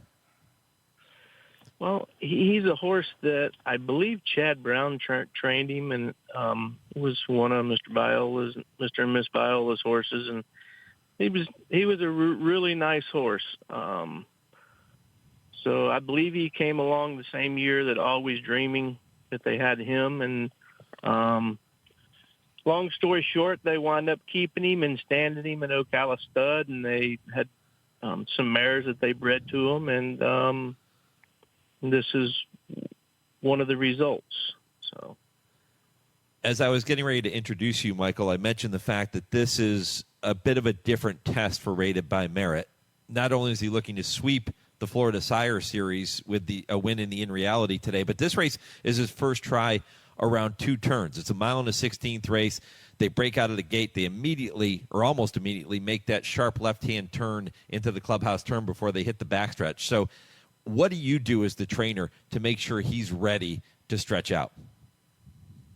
Well, we've just tried to be really consistent with his training, and over the whole stretch, we've been concentrating on trying to get him to relax, longer gallops, stronger gallops, everything just moving forward, just to keep his mind in the right place, not let him get too sharp, has been the big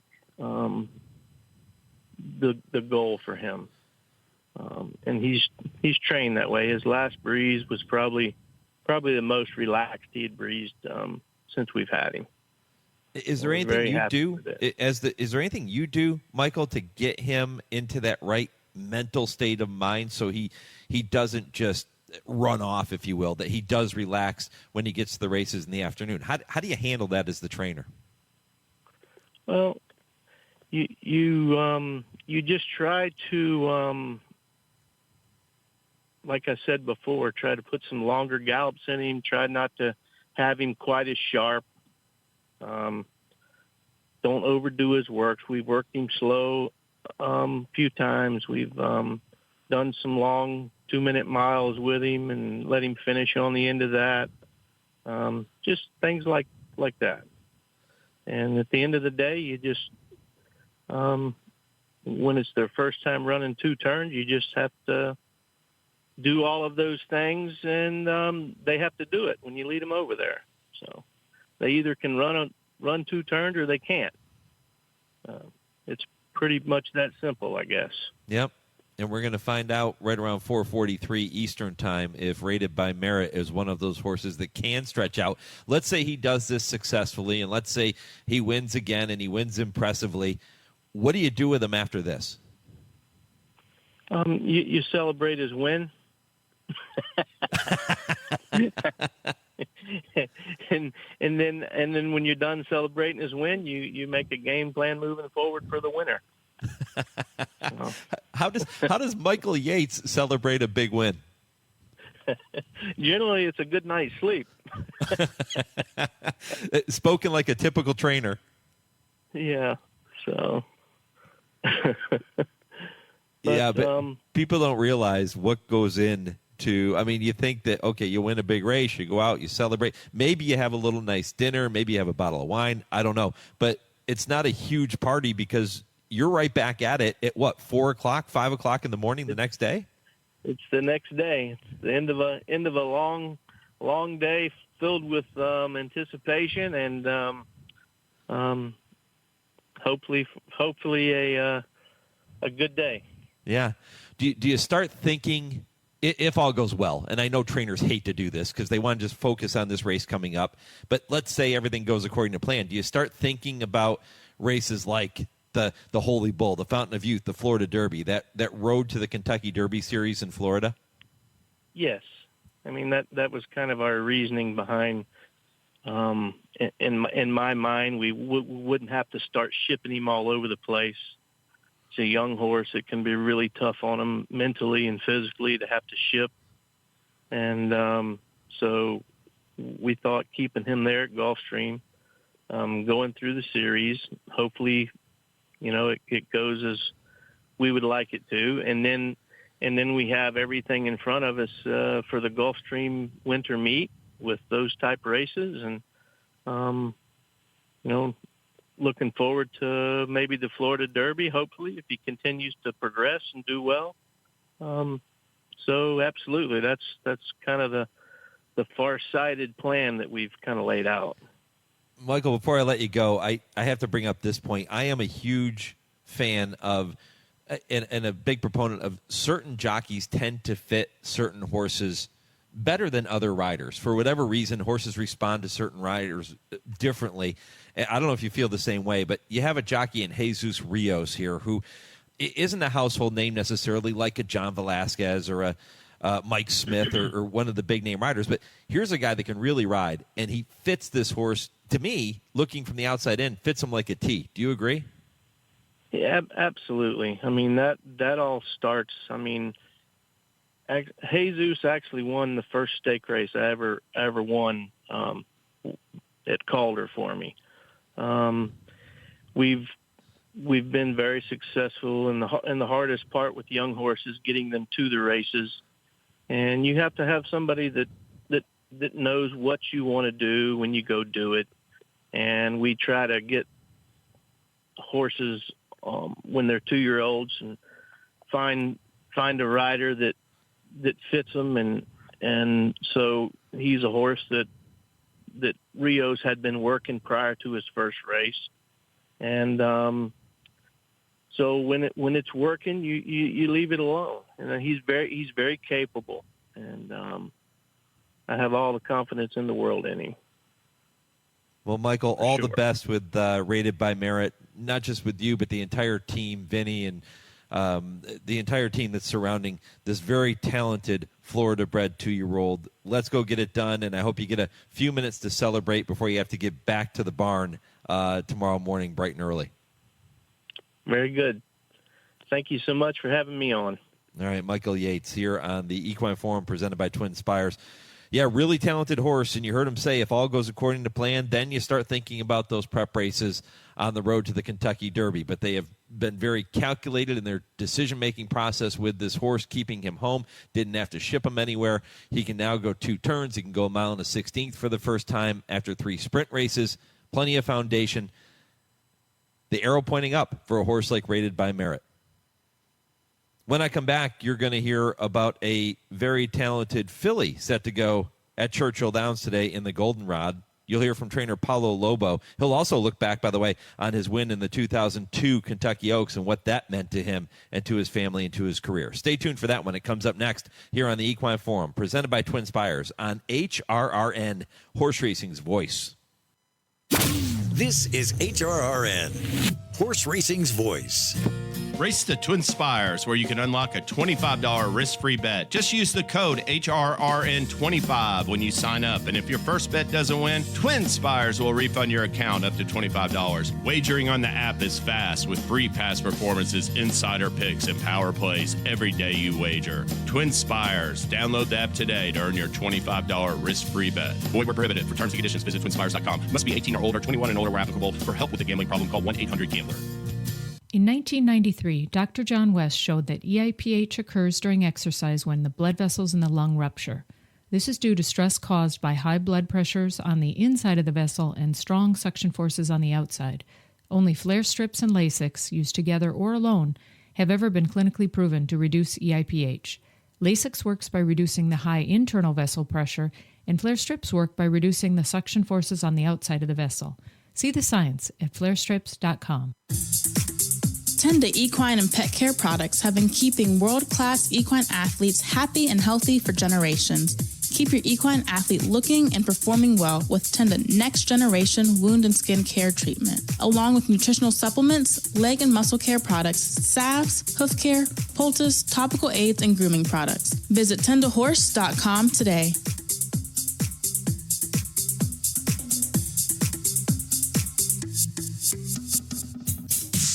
You're listening to the Equine Forum on HRRN, presented by TwinSpires.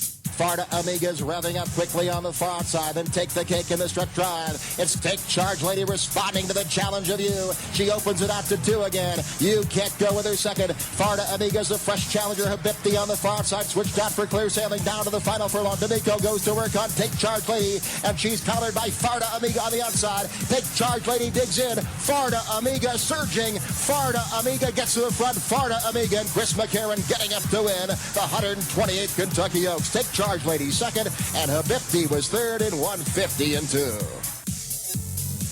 That's the late Luke Kreitbosch with the call of Farda Amiga with that big upset in the Kentucky Oaks back in 2002. Farda Amiga, a horse that was trained by Paulo Lobo, and Paulo back in action later today with Sturgeon Moon in the Goldenrod. He's hoping that that talented 2-year-old filly can develop into anything close to what Farda Amiga was back in the day. But Farda Amiga, a very special horse for Paulo and for his family and for his entire team. And Paulo spent an hour with me on Trainer Talk, presented by Fasig Tipton on Wednesday. And you can go back to our Podbean page to check out the podcast of that particular program. I highly recommend it. He was fantastic.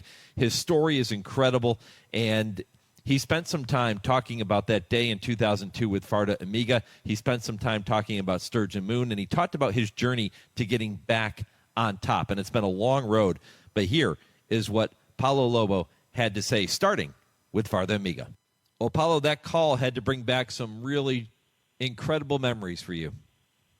Oh, Mike, I almost cried. Yes. No, because for sure was the most important day as a trainer that in my life. Can you imagine a guy from Brazil started 1 year before with only 5 babies? I started in California in 2001 with 5 babies bought in 1 year. In 2000, they were sent to me to California in 2001, and among those 5 fillies, we had Farda Amiga. And I don't know. It's only, we are a Catholic people from Brazil. I think only God can do that, because a guy from Brazil with 5 fillies and turn out one would be the champion next year. It's very important. It was very important. She opened so many doors for me here in America, and I will never forget this day. Never forget this day. Do you remember the first time that you brought her to the racetrack and maybe she showed you something special that you thought, oh my goodness, we might have something here? I remember the day that she arrived at the barn over there. She arrived, I think was February 15th, 2001. And we were at Santa Anita, and I received those 5 fillies from from Florida. They were being breaking in Florida. And then since we started galloping them, she was by far the leader of the group. And as soon as we start breezing her, you to have an idea, her first half mile, I think she went in 49, easy, traveling so beautifully. And, maybe we have a good one here. And she won first time out in Del Mar at a mile, and then took us like 4 races to try her on the dirt. We tried her on the dirt in the Santa Anita Oaks. She had a horrible break that day. She was so far back, and she finished the race just almost 2 lengths from the leader. And when Chris Macaron came back with her, he told me, Paulo, whenever, which race you pick for her, I'm sorry. It wasn't a good trip that we had today, but I would like that you keep me with her. And then we picked the Kentucky Oaks, and he wanted to ride her. And in the morning, I remember very well, in the morning of the race, we were at the barn with my clients and with him, and he told my clients, this is the best long shot that I ever ride for a race. Wow. And yes, he told. I heard he telling, and then she won the Oaks, and the rest is history. She was 20-1 that day that she won the Oaks, and you talked about the Santa Anita Oaks the race before, where she was beaten by a Bobby Frankel filly named You, who was really special. She could really run, but she couldn't run with Farda Amiga in that race in Kentucky, in the Kentucky Oaks. Do you remember watching her come through the stretch, where you were, what the emotions were like, Paulo? I was with my wife, and then she didn't break well, and then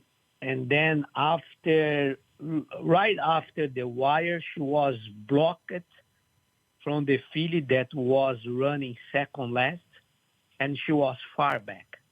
She probably was like more than 15 lengths behind the group.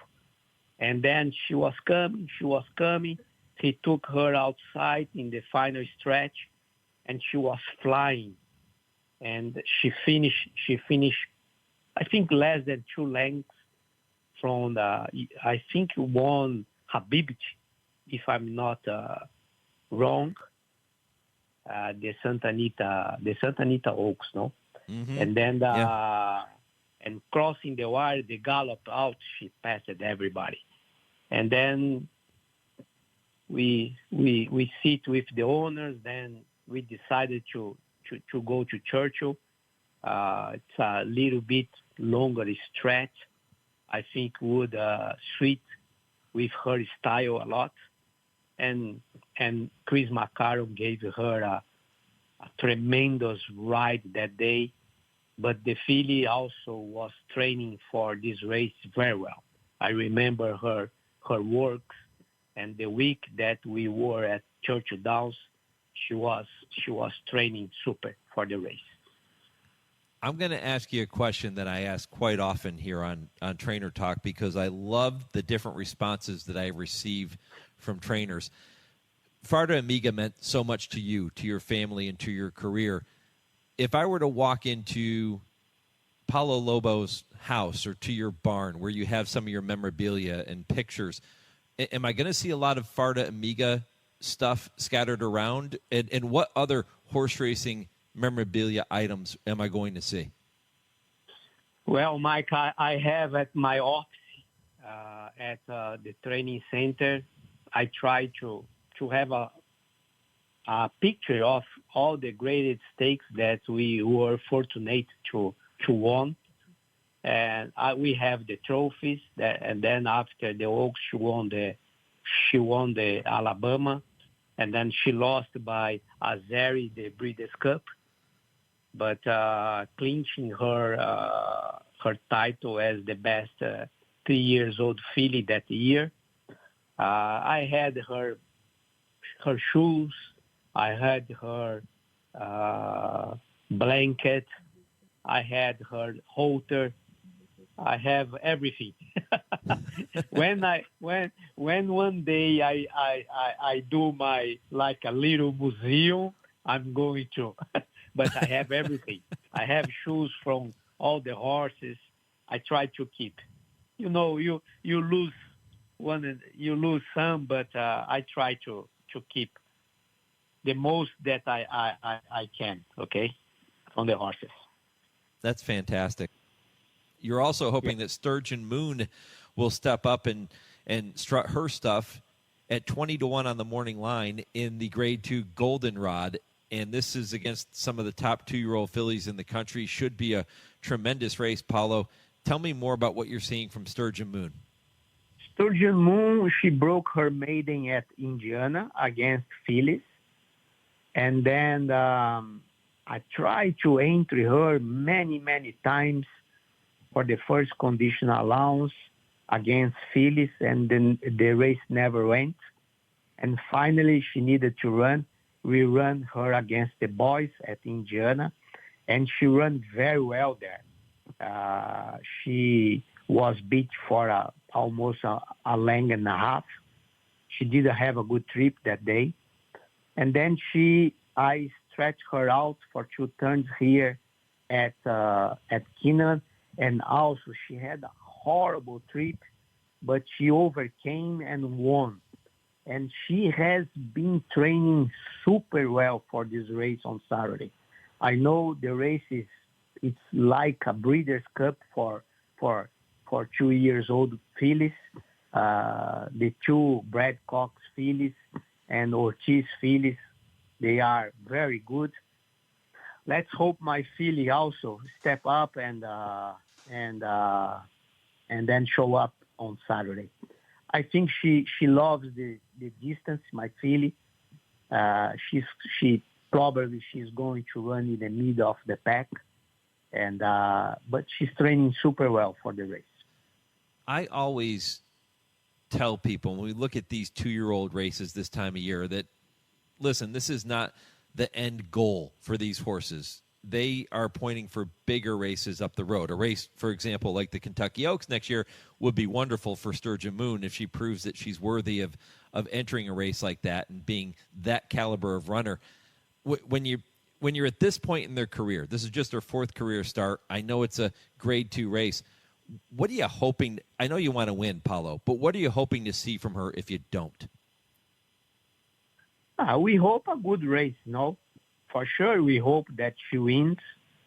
It's good for all the team, for Mr. Larry Best farm. You know, we have he has a lot of mares. You know, when a filly wins a great stake, all the family.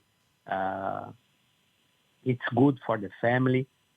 But you said well. That point, every trainer that has a good filly, they are looking for the first Friday of the May, And I hope to be there. It's going to depend on her, and she needs to improve. But that's our job, and our job also is hope. You have to have hope on those horses. Paulo, when I opened the show today, I used the word perseverance to describe your journey because the past 4 seasons have been outstanding for you. You're averaging more than 50 wins a season. The success has just started to come now year in and year out. It's very consistent, but it wasn't always like that. There were some very challenging years in your career, both professionally and personally, that really tested you. You had 2010 when you saddled only 2 winners, and then that led you to move back to Brazil to train, and then you came back here to the United States, and then from 2014 to 2018, it was kind of slim pickings. You averaged just over 3 wins a season, and now to see where you are today is quite remarkable, and it's really refreshing. Walk me through those years when things were tough, and then tell me about what the key is to getting back on top now. I first got in California in 2001, and then I stayed in California until 2009. Gonçalo Torrealba owns 3 chimneys. Mm-hmm. He used to also have horses with us in California. He asked me to move those horses to New York. And then also with the guys from Farda Amiga, owners Júlio Camargo and Marco Simon, we all put together and we moved it to New York in 2009. But things didn't work well for us over there.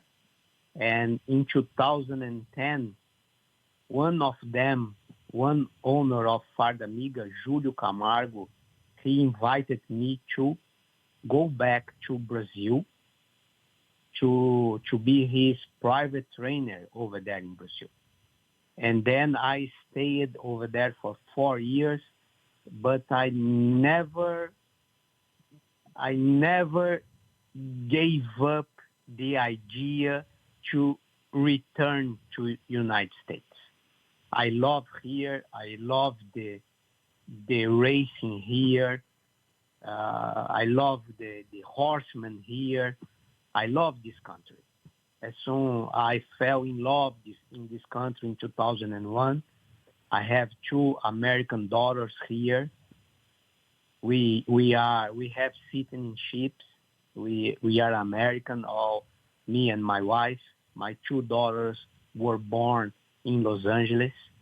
And in the first opportunity that I had to come back, I did.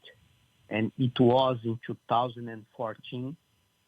For now, it's very, very well-known Bom Chance Farm. His CEO, Alberto Figueiredo, and Gilberto Sayão, the owner of the farm, they wanted to open a small operation. And that's the reason I came back. But I knew it that was going to be very tough the first 3-4 years because we were building everything. He bought a farm here, and meanwhile Brownwood showed up too. And then I came back to California in 2014, and I stayed over there until 2018. In the end of 2018. But, both of them, they bought a farm here in Kentucky, and they want me close to the horses. And that's why we moved to Kentucky, to Lexington, and I think I did the right thing. I would say so. You go through an 8-year stretch like that, Paulo, where things are not looking good. Yeah. You never gave up. I actually read an article on TwinSpires as I was getting ready for this program, and you had a quote there, and you said, "I never thought about giving up. I thought 2 or 3 times about maybe driving an Uber at night to keep me going, but I never seriously thought about giving up. I think that's fantastic. And to see where you are today, well done. No, that's true. That's true because, that time I used to have only 4 horses in 2014. And I have $2 to feed, My wife, I was glad that my wife started to work for Bon Chance. She is my everything, my wife. She gave me all the support since the day that we decided to move here in 2001, and until now, she's my best pal, my best friend, my love, my everything. She gave me my $2, and now we are happy here in Kentucky. Man, you can't help but cheer for a guy like Paulo Lobo after hearing that story. Best of luck to Paulo, to Sturgeon Moon, and to all the connections coming up later today in that goldenrod. When I come back, I'll take a look at a few historical dates in racing history as they apply to this weekend, and I'll tell you what's ahead in hour number 3. This is the Equine Forum on the Horse Racing Radio Network. Woodford Feed, where tradition merges with technology. Family owned since 1940 and providing exceptional customer service, Woodford Feed specializes in the highest quality feed, using only the finest ingredients to ensure optimal nutrition for your horses. In addition, Woodford Feed can help with all your farm needs, including field seed, fertilizer, and weed control. So whether your horse is sprinting around the racetrack or has a foal by her side, count on Woodford Feed to provide the quality nutrition necessary to perform at the highest level. Woodford Feed for Sales, Kentucky. James Brown and Bill Cowher welcoming you back to Dennis Melvin's house. It's time for the Midnight Snack Run. This is one tricky obstacle course. Sticking to healthy habits in this kitchen is going to take focus and determination, but it can be done, JB. He's already entered the snack part of the course, and he's eyeballing a jar of chocolatey candy. That is tempting right off the start. Uh-oh. He's reaching, Bill, but he pushes it away. Great stiff arm. He's approaching a plate of delicious-looking iced cookies. Oh, Dennis, you only want one of those. He blows right by him for the apple. Oh, the fridge. It's make or break time, JB. He stares down some rich-looking treats.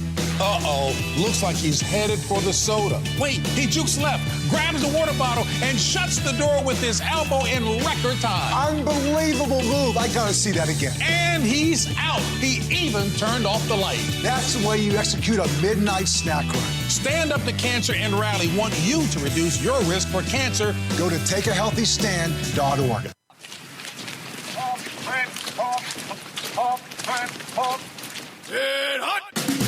My battle buddies and I attended the NHL Stadium Series at Yankee Stadium. We had never been there before, and 2 of us had never seen a hockey game. Man, we had the time of our lives. It was great therapy.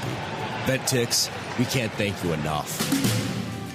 Every empty seat at a concert, a game, motorsports, or a play is a missed opportunity to say thanks to a veteran and service member.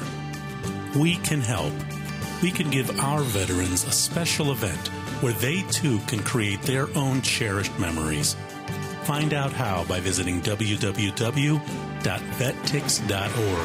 That's www.vettix.org. Find out how you can make a difference in a veteran's life. Want to get the latest HRRN content directly on your computer or mobile device? Then subscribe to our podcast using the Podbean app or Apple Podcasts. Just go to hrrn.podbean.com on your computer and click follow, or download the Podbean app and search HRRN. You can also find us on Apple Podcasts and listen to our latest episodes anytime. Don't miss a thing. Subscribe to our podcasts today. You're listening to the Equine Forum on HRRN, presented by TwinSpires. You're listening to the Equine Forum on HRRN, presented by TwinSpires. Welcome back. Getting ready to wrap up hour number 2 before we segue into hour number 3. But this, of course, is the segment where we look at some historical dates in racing history as they apply to this particular weekend. And there are a few of those, all pertaining to the jockeys this week. And I'm going to get into this a little bit with Dale and Tim coming up in hour 3 during I Ask, They Answer. But it was on this day in 1989 that jockey Kent DeSormo surpassed Chris McCarron's 15-year record for most number of victories in a single season when Kent rode his 547th winner. That happened at Laurel. November 30th, 1997, also a special day for jockey Edgar Prado, who became the fourth jockey in history to ride 500 winners in a single year. And it was on this day in 2001 that advertising on jockeys' attire, owners' silks, and track saddlecloths became legal at California racetracks. And those are historical dates in racing history as they apply to this particular weekend. Really busy show so far, and it continues in hour number 3. 2 hours down, 1 to go. If your local station is leaving us at this time, you can continue listening to the third hour of the show nationwide on Sirius 162, XM 207, the Sirius XM app channel 999 in the Louisville, Kentucky market on ESPN 680, and streaming on our HRRN Podbean page. As we work through some of the tech issues with our website, you can still catch the streaming. You can catch all of our podcasts. You don't have to miss any of it. That's hrrn.podbean.com. Hour 3 of the Equine Forum coming up next, right after I pause 10 seconds for station identification. This is the Horse Racing Radio Network, where racing comes to talk.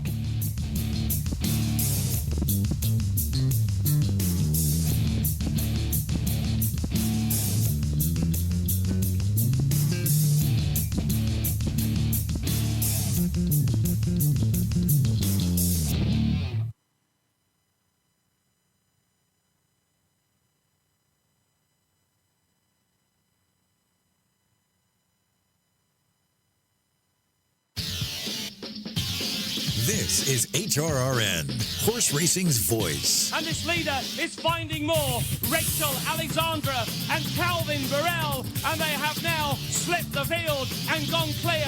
And it is Rachel Alexandra. How impressive.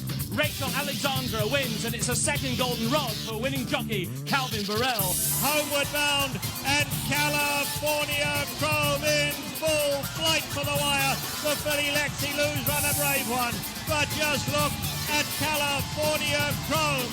California Chrome is California's hot drop, wins it easily. California Chrome never raised a sweat. Welcome to the Equine Forum, presented by TwinSpires. As Code of Honor and Vino Rosso come stride for stride into the final 16th. It is Code of Honor on the outside. Vino Rosso dead game at the rail. These two will decide a thrilling Jockey Club Gold Cup, and it is very close. It looked like Vino Rosso has edged out Code of Honor on the wire. Homeward bound and stays in Vegas, still the leader. Being tackled now by Zendaya. Down the center of the track, Miss Temple City. Roca Rojo on the outside. Miss Temple City flying. Miss Temple City on the outside. Roca Rojo, Miss Temple City. Full close, Miss Temple City. Roca Rojo's right there. Now here's Mike Penna. Welcome back. Hour 3 of the Equine Forum here on the Horse Racing Radio Network, all presented by our friends at TwinSpires. Mike Penna, Baron of the Backstretch, getting you set for a busy third hour of the program. And I'll remind you once again that if you did miss any portion of the first 2 hours of the program, boy, you've missed a lot. We have covered a lot of ground for you over the first 2 hours. Don't worry about it, though, because you can head back to our website.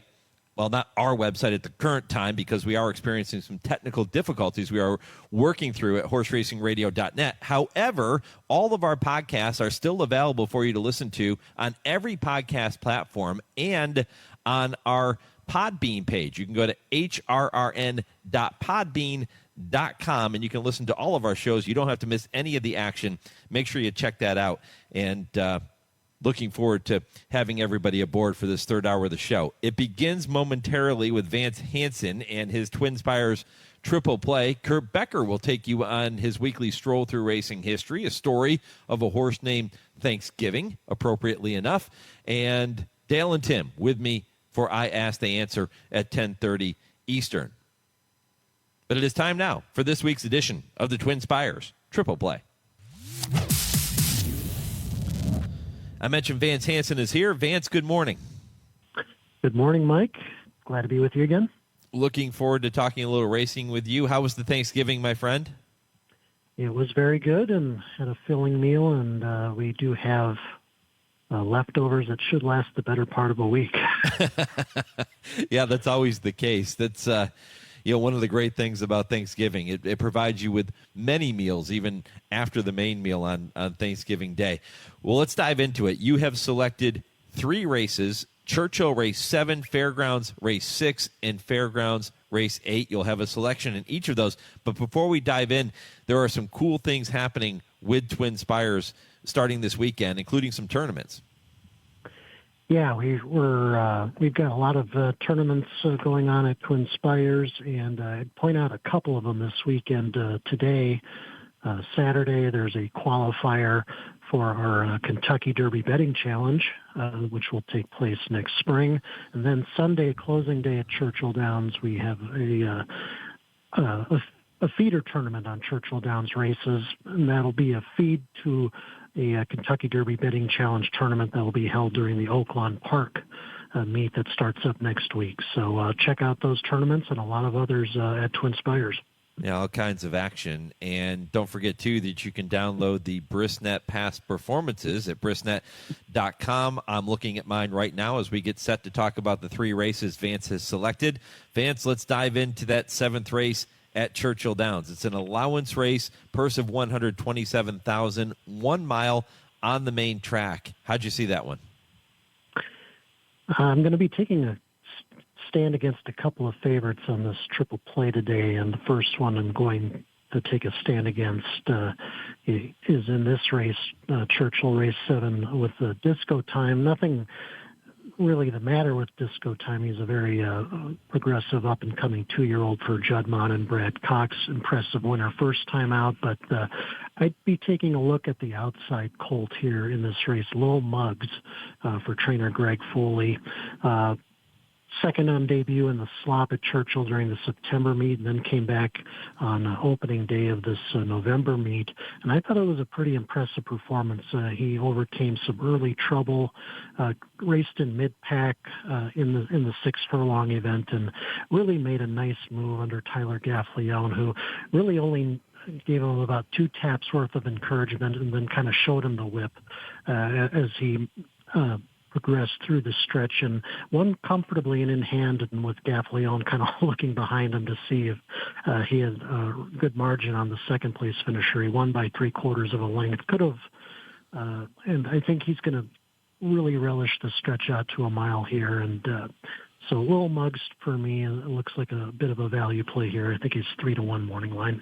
Yeah, I always like when horses such as Lil Muggs overcome a little bit of adversity in their races at these young stages of their career. How about you?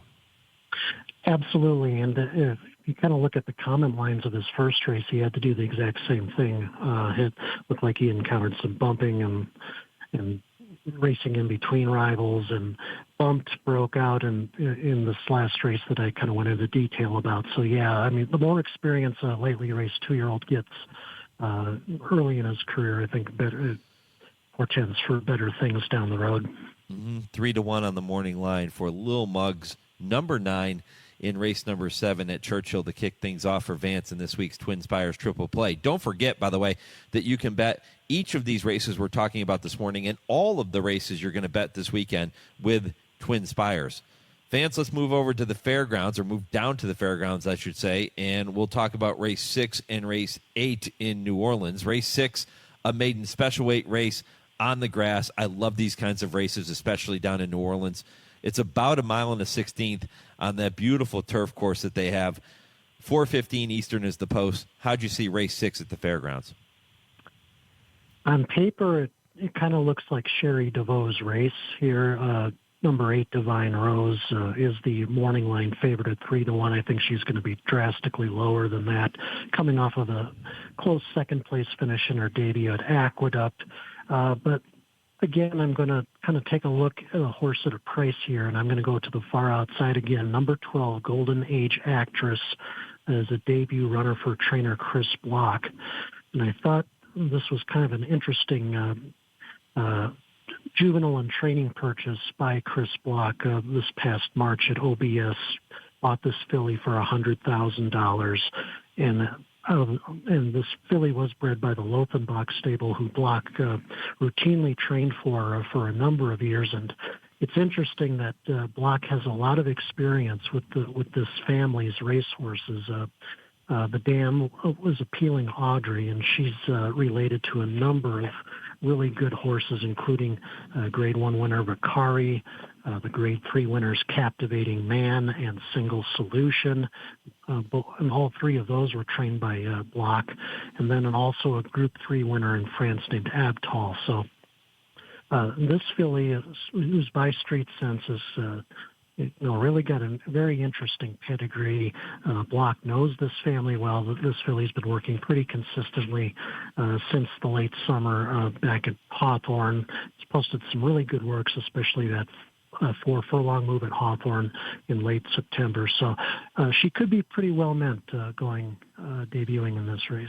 Yeah, solid number, too. 12-1 on Golden Age Actress from that outside post, going about 1 1/16 at the fairgrounds on the grass. Vance, they have plenty of time. The starting gate is positioned down toward the top of the stretch, so they have plenty of time to get into position. The outside post position here obviously isn't scaring you away at all.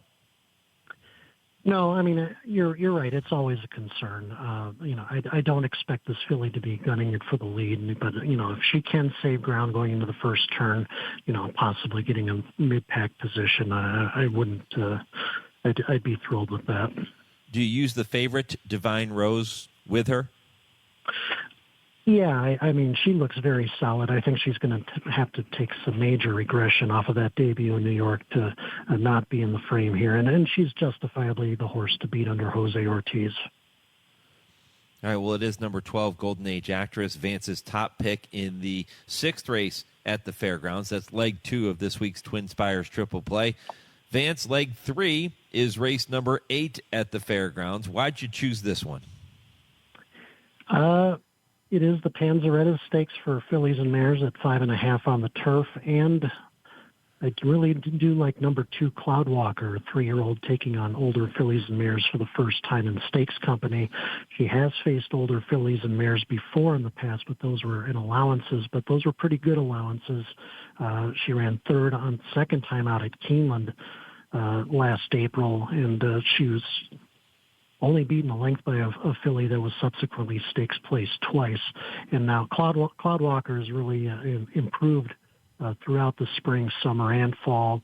And comes into this race off a come-from-behind photo finish win at Keeneland in a no conditions allowance for 3-year-old fillies. But she also had some really good performances against another classy 3-year-old filly turf sprinter named Twirling Queen, finishing 3rd to her in the Coronation Cup at Saratoga and the Mamzelle at Churchill. So Cloudwalker, I think, is really hitting her best stride at the moment coming into this race. She's lightly raced compared to a lot of her rivals and just needs a solid pace up front to make a winning rally, I think. And really, if you just look at her past performances, the only bad race she's run was at a mile in the Winter Memories at Aqueduct 2-back. She's not a miler. She's a sprinter, 3 wins, 3/3 in 6 turf sprint appearances, and she looks like the filly to beat for trainer Brendan Walsh. If nothing else, she should be running through the lane. Do you find, Vance, that historically that turf course at the fairgrounds favors runners that come from off the pace? When I was learning about the sport and following it in my early years, definitely fairgrounds had a really deep, lush turf course, and it was notorious, I think, for being very closer friendly. Now the course has been redone a few times in the last 15, 20 years or so, but and I think it probably plays a little more fairly than it did, the further back in time we go. But as a general rule, I really do gravitate more towards those that will have their best kick at the end rather than early on. Yeah, and typically these turf sprints are won, and I've said this many, many times on this show, but they are won by horses who come from off the pace, which is the exact opposite of what you might think when you're looking at the race. Because it's such a short race, you might think that the speed horses have an advantage, but oftentimes the pace can be so quick in these types of races that it sets up for a horse coming from off the pace. That's exactly right. And if you just look at the first 4 horses in this race. Cloudwalker is the only closer among them, and we've got Speed to her inside with Basarati, and then the 2 fillies to her outside, Moonlit Lady and Ever So Sweet, also have a lot of early gas. So I think the pace scenario, at least on paper, looks very favorable for Cloudwalker. I think it's a great race to take a shot, too, because there are 12 horses in the Panzeretta, a couple of also eligibles as well. The favorite is 4-1 on the morning line, and that's number 12, All I Want Is You. So if you're going to try and beat the favorite from the outside post position, going 5.5 on the turf, you might as well take a shot with a horse like Cloudwalker, who has a little bit of a better post position, and 8-1 on the morning line seems like fair value. But what a betting race, though, when you have a 4-1 morning line favorite in a full field, Vance. Absolutely right. And I will say that the 8-1 on Cloudwalker is probably overstating her price a little bit. You know, I wouldn't be surprised if she's 5-1 or less in this spot. So, but as you said, I still think that's great value in such a contentious race. Okay, let's recap. Vance will go with number 9, Lil Muggs, at 3-1 in race 7 at Churchill to kick off his TwinSpires Triple Play. In race 6 at the Fairgrounds, he'll take number 12, Golden Age Actress, big price there, 12-1 on the morning line. And in race 8 at the Fairgrounds, the Panzeretta, number 2, Cloudwalker, at odds of 8-1. Vance, I appreciate it, my friend. Good luck with those races and any of the races you're going to be playing later today. Thanks, Mike. We'll talk to you soon. All right, all the best. Vance Hanson with this week's TwinSpires Triple Play. Don't forget to play each of those races and every race you bet this weekend with TwinSpires. Coming up next, Kurt Becker joins me for that stroll through racing history, or he joins you to tell you his story about a horse named Thanksgiving. I think you're really going to enjoy that. And Dale and Tim, still to come, 10:30 Eastern on I Ask, They Answer. This is the Equine Forum presented by TwinSpires on HRRN. You're listening to HRRN, Horse Racing's Voice. Race to TwinSpires, where you can unlock a $25 risk-free bet. Just use the code HRRN25 when you sign up. And if your first bet doesn't win, TwinSpires will refund your account up to $25. Wagering on the app is fast with free past performances, insider picks, and power plays every day you wager. TwinSpires. Download the app today to earn your $25 risk-free bet. Void where prohibited. For terms and conditions, visit TwinSpires.com. Must be 18 or older, 21 and older where applicable. For help with a gambling problem, call 1-800-GAMBLER. A 2-time Grade 1 winner at Saratoga with nearly $2.5 million in earnings, and one of the best sons of super sire Gunrunner. And it is Gunite, and he's going to win the 117th running of the hopeful. Gunite is maintaining the lead, and he will defeat Elite Power in the Forgo. Gunite posted 9 triple-digit buyers, won 9 races, and hit the board in 19 of 21 starts. Precocious, fast, durable, and tough. Call the team at Ashford today to book your mare. Hey, this is Bobby Newman. Join me every Friday afternoon to dive deep into handicapping the races. We'll cover the live action from some of the biggest tracks in the country, talk to some of the major players in the game, and hopefully make a little money along the way. You can also call the show to share your opinions, ask a question or two, or maybe just vent about some bad beats. It's Betting with Bobby every Friday from 4 to 6 p.m. Eastern on Sirius 162, XM 207, online channel 999, or streaming live at horseracingradio.net. You're listening to the Equine Forum on HRRN, presented by TwinSpires. Hello, I'm Kurt Becker. Thanks for joining me as I take another stroll through racing history presented by Keeneland. He raced during the Great Depression, and he is seldom remembered despite the fact he won an American Classic and raced for owners who were prominent New York socialites. His name was Thanksgiving. Foaled in 1935 at Maryland Farm in Hydes, Maryland, of breeder W.M. Elder, Thanksgiving was a bay colt by Bud Lerner out of Inchcape Bell by Inchcape. The colt's sire had ranked among the leading juveniles of 1922, while his maternal grandsire died after siring just one foal, that, of course, being Thanksgiving's dam. Thanksgiving came from a family of horses which had shown flashes of brilliance at the top level. Still, he had not shown any indication of such ability himself, having won just twice in 5 starts as a 2-year-old, with those wins coming in nondescript races. But there were excuses which seemed legitimate, not the least of which was the fact the colt had been struck by lightning during his 2-year-old season. It was said that this had affected him in such a way that he would never be able to stand rigorous training or racing, and it was why he was perceived to be best when freshened and returning to the races from a layoff. As for his owners, Thanksgiving was purchased privately from his breeder by Mr. and Mrs. Parker Corning of Albany, New York. The Cornings owned a 1,000-acre farm in nearby Glenmont, and Mr. Corning served as a Democratic representative in the U.S. Congress from New York's 28th District. Despite being a Democrat, Parker Corning made his reputation in Congress as an opponent of many of the New Deal proposals of President Franklin Delano Roosevelt during the Great Depression. Mr. Corning was closely allied with former New York Democratic Governor Al Smith, who had waged a bitter war with Roosevelt for the 1932 presidential nomination. And so it was that Thanksgiving came to race for the Cornings, who were prominent in New York politics, heralded among Long Island socialites, and who had developed a rising stable of thoroughbreds in the 1930s. And for their trainer, the Cornings would turn to Mary Hirsch, age 25, the daughter of future Hall of Fame trainer Max Hirsch. Racing in the name of Mrs. Parker Corning, Thanksgiving struggled early in his career, with his only victory of note coming in the Constitution Handicap at Suffolk Downs in May of 1938. Nonetheless, two things were known to be true about Thanksgiving. One was the fact he liked to run in the mud, and the other, as everyone was about to learn, was the fact he loved Saratoga. Running at the Spa as a 3-year-old on opening day of the 1938 meeting, Thanksgiving was narrowly beaten in the American Legion Handicap.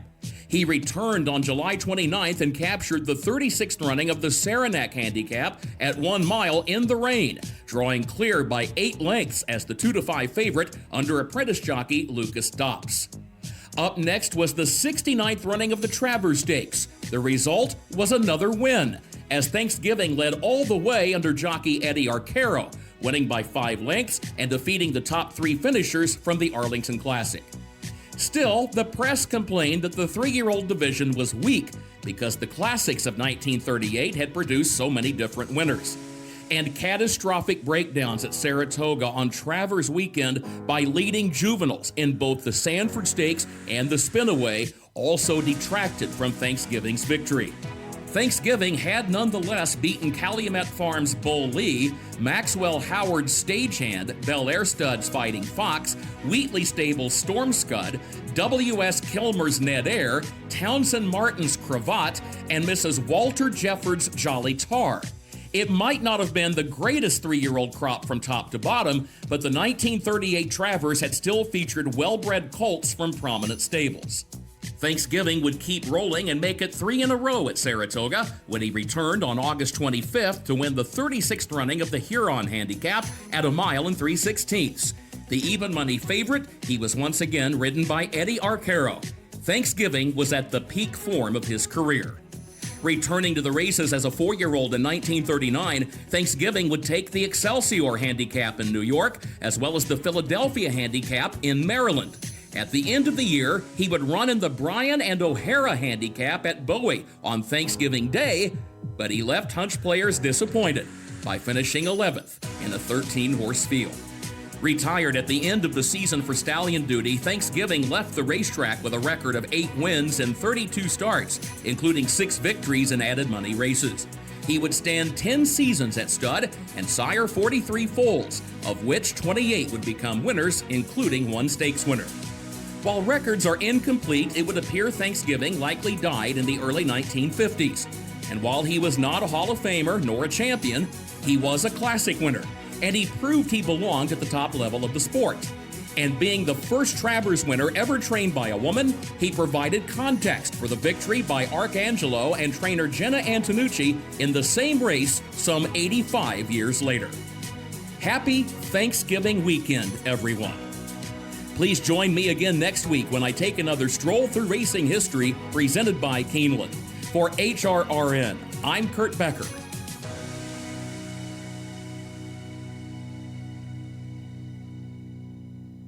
Nobody weaves a story together like Kurt Becker. My thanks to Kurt for that story. If you missed any of Kurt's Stroll Through Racing History segments, check out the Stroll Through Racing History page on our website, horseracingradio.net, and you can listen to all of those shows. And don't forget, too, about our weekly Brisnet.com call-in show, 6 to 7 Eastern, every Thursday with Bobby Newman and James Scully. It is your chance to call in and talk racing with our experts. Every Thursday, 6 to 7 Eastern, here on HRRN. Coming up next, I Ask, They Answer with Dale Romans and Tim Wilkin. This is the Equine Forum, presented by TwinSpires on the Horse Racing Radio Network. Race the TwinSpires, where you can unlock a $25 risk-free bet. Just use the code HRRN25 when you sign up. And if your first bet doesn't win, TwinSpires will refund your account up to $25. Wagering on the app is fast with free past performances, insider picks, and power plays every day you wager. TwinSpires. Download the app today to earn your $25 risk-free bet. Void where prohibited. For terms and conditions, visit TwinSpires.com. Must be 18 or older, 21 and older where applicable. For help with a gambling problem, call 1-800-GAMBLER. They're back! The world's best horses, jockeys, and trainers have returned to Hallandale Beach, and the championship meet is on at Gulfstream Park. The action begins November 28th with live thoroughbred racing Thursday through Sunday.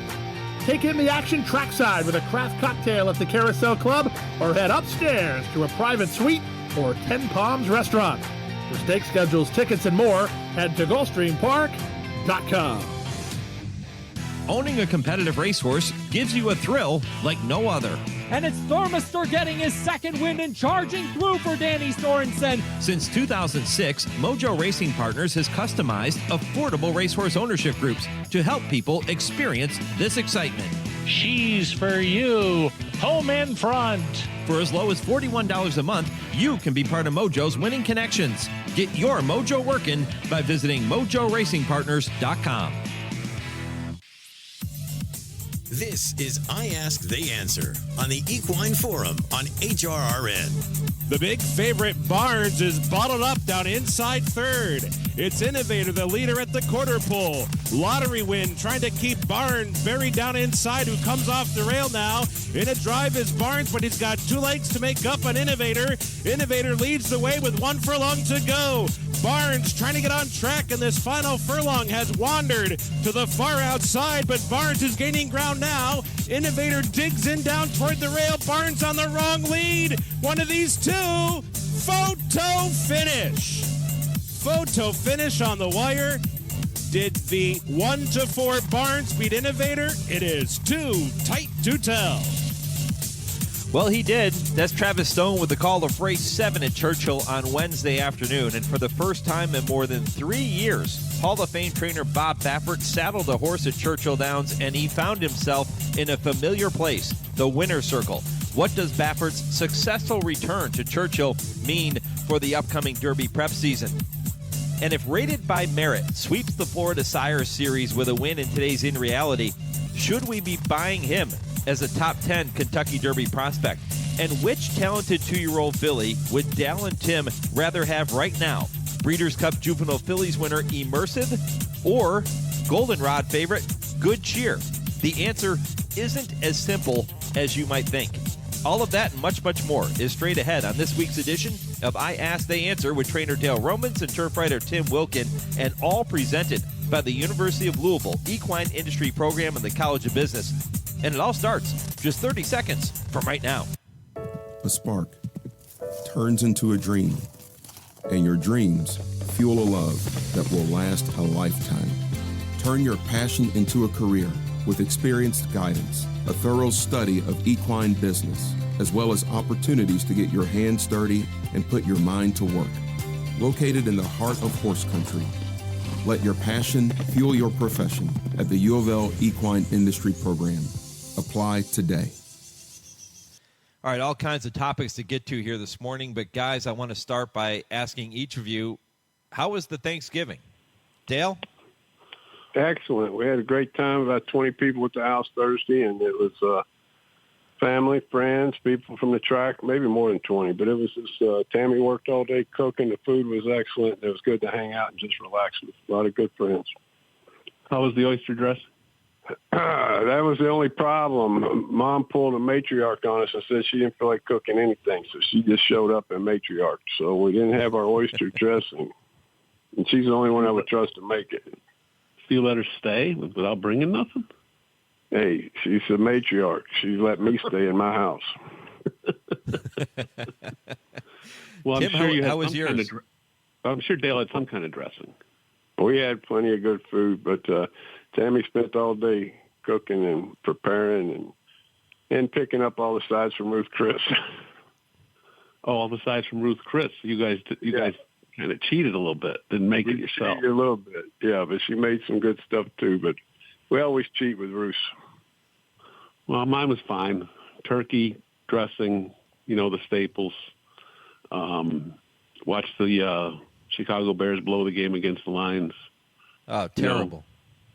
That was worst football Thanksgiving day ever. Well, the Detroit game was a good game. The other two games stunk, but I don't know what the Chicago Bears were thinking in that situation. That's all. Call a timeout. It's got to be on the coach. Got to be. Right? Yeah. See, Dale, we're starting to talk football in the downtime. I told you, this is a boring time in racing. Football is what we need to talk about. I think we should talk about football every week a little bit. A little bit. Yeah. I agree with that. No food, just football. We'll start next week when the calendar turns to December. We've got some good topics to talk about on this show here this morning, including the Hall of Famer Bob Baffert, who, guys, wasted little time getting back to the winner's circle at Churchill Downs. His first starter beneath the TwinSpires in over 3 years was a winner.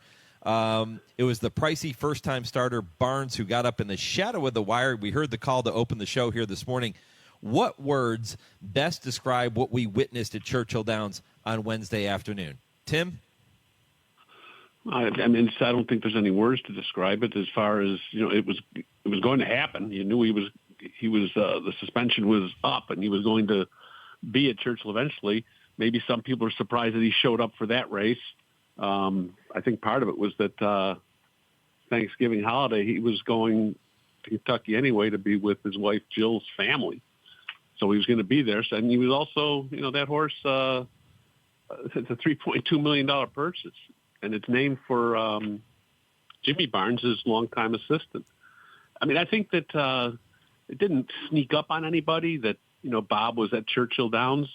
There wasn't obviously there wasn't going to be a parade for him, but, the fact that he did shake hands with Bill Carstaigen. And, and that was that's nothing big there. It's just that I think that now it's behind us all, and you get back to the everyday thing that Bob Baffert does, and that's going to be getting his 2-year-olds ready to be 3-year-olds and try to win Kentucky Derby 151. And, he's going to be shooting for that. And from what it looks like right now, he's going to have some major players. Yeah, I've got an opinion on this, and it's strictly my opinion. I think that whole thing was orchestrated by Churchill Downs and Bob Baffert. I had a horse in the race, and the paddock, you can't believe the paddock, how full of press it was. There was the most awkward little handshake and bro hug that you've ever seen between Carstaigen and Baffert. I think the whole thing was orchestrated so that it's not the storyline's gone for his first race back at Churchill, and it's not next year and on the first Saturday in May, and this is all behind us now, and they don't have to worry about it next year. It makes no sense for him to bring one horse over here, a 2-year-old to run, and all the press out there, everything. Now it's all behind us. Now they can come into Derby week next year and worry about the Kentucky Derby. It was really pretty funny to watch the whole thing in the paddock. And I did get to talk to your friend Bob a little bit. He was glad to be back. A side note on the thing, I thought it was pretty cool that it came down an inch apart from him and Wayne Lucas. Yep. Right. They watched the race together in the paddock, didn't they? Yeah, they did. And I thought Wayne had him for a minute, and it was the whole thing was comical, I thought. But I think this thing, but that was probably part of the deal when they let him back on. You have to run one horse this year and get that whole storyline behind us. Bob was with me. Bob was with me earlier in the show, guys, and I brought that up to him. I thought that the moment I'm going to remember about that day, and Bob told the story, but the moment I remember is the video of him standing next to Wayne Lukas watching the race alongside his longtime dear friend. And they watched the race together. They came down, hit the wire, virtually inseparable. And he quipped that it was kind of like, Cavanier all those years ago when Bob came to the Derby for the first time and Wayne nipped him on the wire with Grindstone. It was the opposite this time with Bob getting the better of him. But that, to me, is the moment I'm going to remember about Bob's return. Yeah, that was good. That part was very cool. Now let's move on to the next one, right? Exactly. Interesting theory, Dale. That is in the rearview mirror now. His return is out of the way, and the next time he comes back, he's just another trainer back there at Churchill Downs trying to I don't think win that'll some be races. the case, though, either. You don't think so? No, I think this story revs back up in the spring for sure, no doubt about it. It definitely revs up, and it's about winning the Derby, and it's not about first race back. A little of the focus will be taken off of Bob being back. But it'll be about him being back in the Derby, the race. Right. I think there's that. I mean, the fact that he's back at Kentucky, allowed back in, I still think that hell. And I mean, I don't even know how many people realize that he won that race. I mean, it wasn't like it was mainstream media who were covering that. Everybody in the city of Louisville and state of Kentucky knows it. Absolutely, they do. But I don't know. There wasn't a news outlet in Kentucky that wasn't in that paddock. It almost looked like a mini Derby day for a maiden. Well, I still think it's going to be a huge story in the spring. I think you're going to get a lot of media that are going to go to the Derby just because Bob's back. Do you think Barnes is back at Churchill Downs on the first Saturday in May in the Derby? The horse or Jimmy? The horse. Well, Jimmy will be there, assuming Bob has a horse. But how about the horse? No, I didn't think he was that impressive. I don't think so. I think Bob has a lot of better ones out in California that'll be coming. But I know it's a stretch to get that horse to say he's going to be a impact in the Derby. Well, we'll see what happens over the coming months. But Bob Baffert back at Churchill Downs and back in the winner's circle last Wednesday. Let's stick with the idea and the theme of Kentucky Derby prospects, because a few weeks ago we discussed the decision made by the connections of Florida-bred Rated by merit to skip the Breeders' Cup Juvenile and point instead for today's final leg of the Florida Sire Stakes Series. Nobody has been close to Rated by merit in his first three starts.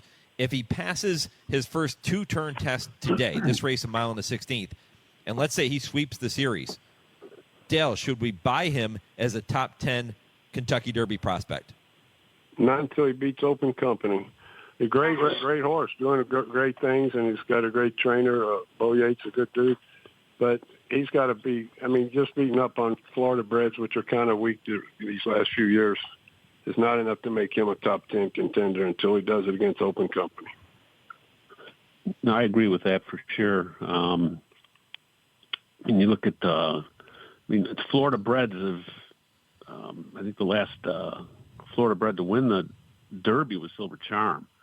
And since then, there's really not been a Florida-bred that's made a big sniff at the Kentucky Derby.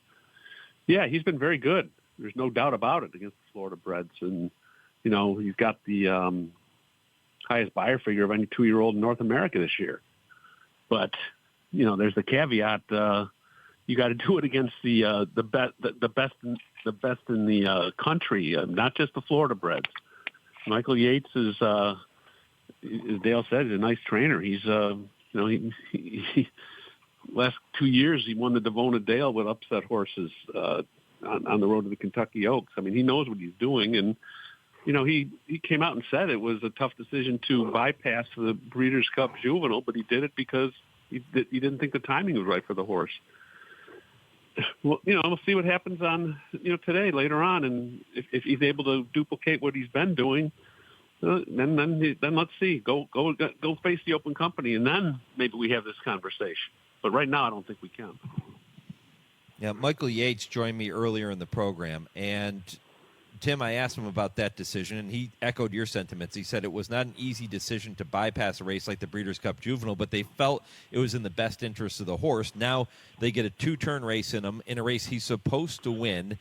He gets more experience, more seasoning, and then the plan will be to start taking on open company in races like maybe the Fountain of Youth and then the Florida Derby. And the one thing he said to me, the advantage is now he doesn't have to ship anywhere. He can stay in South Florida and run in those races as it leads up to the Derby. So the first time he would have to ship, conceivably, would be if he gets to Churchill Downs Derby week. Yeah, he's handled the horse well. I said when we talked about it the first time, he was making the right decision. He knows his horse, and he'll manage him perfectly. He's just got to be talented enough to step up in the Holy Bull Fountain Youth Florida Derby. We know it's the water gets a lot deeper. Yeah, he's going to have to contend with all those Romans-trained 3-year-olds. We got a couple of good ones could be in there, but there's a bunch of them down there for sure. The toughest path to the Derby goes through Florida. Yep, no doubt. That's why the Florida Derby has produced more Derby winners than any prep race in history. Well, good luck to Rated by Merit as he takes the next step later this afternoon. Time now to welcome our friend Nick Zito to the program. He knows a thing or two about training a good 3-year-old. And Dale and Tim will tell me if the following statement is right or wrong. Yeah, right or wrong. Am I right? What do you think? Right or wrong? All right, we'll stick with the 2-year-olds, Nicky. After a 2-for-2 start to his career, Jonathan's Way looks to make amends for his 7th-place finish in the Breeders' Cup Juvenile when he returns in today's Kentucky Jockey Club Stakes at Churchill Downs. Is it right or wrong to say that a win today automatically makes him a top 5 Derby prospect, but a loss will show he is merely a pretender? What do you think? Right or wrong? Tim, what do you think on this one? Well, that's a tricky question. I mean, still, we're so early in these 2-year-old careers, and Jonathan's Way is, I remember his debut at Saratoga when he had a horrible start and he rallied and won by almost 5 lengths. And then he goes to Kentucky and wins the 1-turn Iroquois by 2 3/4. And then he flops in the Breeders' Cup Juvenile. I think that what we're going to find out is if this horse doesn't win this race, maybe we're looking at him as being a horse that's distance limitations. Maybe he's going to start prepping for mile races rather than going on to the mile quarter in the Kentucky Derby. But if he wins this race, I think he's a contender. I don't know if he's top 5, but I think he's definitely a contender because he's got talent. He showed that. I saw that firsthand up at Saratoga and it broke his maiden. But he has some things to prove, and if he does that, I think he's a contender. I'm not going to say he's in the top 5, and he's in the top 3. I don't think he's a pretender either. So he's got some things to prove on this day. Yeah, you can always forgive a trip to California and Breeders' Cup Juvenile Day. It's a tough race for any of them. But if he bounces back and runs big in the Jockey Club, he's definitely a top 10 contender. Good horse. If he gets beat, you're right. It might be vulnerable because it's only going to get tougher from here. And the other thing too, Jonathan's Way is an Ohio bred, and I think when's the last time Ohio bred won the World Series, won the Kentucky Derby? I think it was in the early 1900s. Ohio breds don't win this race, so he'd have to be something real special. I don't know if he is, but he's going to have the opportunity to show if he is. There was one in recent history that was second. What was his name? Kenny McPeak trained. Went on, stood at Windstar. Was a good stallion. I can't think of his name. What was his name? Good horse. Ran second in the Derby. I should know that, but I don't. Lee, do the research. Let's find out before we get done here. It's I can't remember. Oh, Harlan's Holiday. That's right, Harlan's Holiday. Okay. He was Ohio bred. He ran well, but so it can be done. They can run big, but he's got to run big in this race to be a true contender. Tim, when's the last time an Ohio team won the World Series? Probably Cincinnati Reds, maybe? Or it's been a while. It's been a while. Yeah, I don't know the answer off the top of my head either, but it's been a while. Yeah. What happens first? An Ohio bred wins the Kentucky Derby, or an Ohio team wins the World Series? Cincinnati Reds could always jump up. I'll go baseball on that. Or will Ohio team win the Super Bowl? See, Dale, I'm getting back to football for you. Yeah, that's been tough. And we know the answer to that one. It's going to be a Pennsylvania team from Western Pennsylvania. We know the answer to that one already. They still got a team in the league? Yeah, if they can just get past the Cleveland Browns, they'll be doing okay. All right, we're going to bring back Nick Zito for that segment again next week, as Dale and Tim will get to tell me if I'm right or wrong about a statement coming up next weekend. But let's turn our attention to another new segment here that I'm introducing to the show, guys. You know how much I like buy and sell and those different segments that we put together. This one is called Who Would You Rather Have? And I'm going to give you two scenarios. We'll start with this one. Trainer Brad Cox will saddle 4-5 morning line favorite Good Cheer in today's Grade 3 Goldenrod at Churchill. The daughter of Medaglia d'Oro has won her first 3 starts of her career by a combined 30 lengths. Keep in mind, Cox also trains the likely 2-year-old filly champion Immersive, winner of the Breeders' Cup Juvenile Fillies. So I'm going to ask you, looking ahead to next year's Kentucky Oaks, who would you rather have, Good Cheer or Immersive? Dale, what say you? Give me Good Cheer. We know the statistics of the fillies that have won the Breeders' Cup Juvenile. We went through that all last week. It's a tough task for them to turn the corner and go on to be top 3-year-olds. But the filly Brad's running this weekend is something special. I mean, she's just doing it. She's doing it like really a top filly, and I'll take her. Even though she won't be champion, she's been awfully impressive. Well, just for the sake of not taking the same one, I'm going to take Immersive, because right now Immersive is already won 3 Grade 1s, and their times are times of the mile 16th are comparable. And I think Immersive, because of what she's done already on this day, the first day, and as we hit into December, I think I would take her if the Oaks was tomorrow. I mean, I don't know if you stipulated that, but if the Kentucky Oaks was being run tomorrow, I would definitely take Immersive.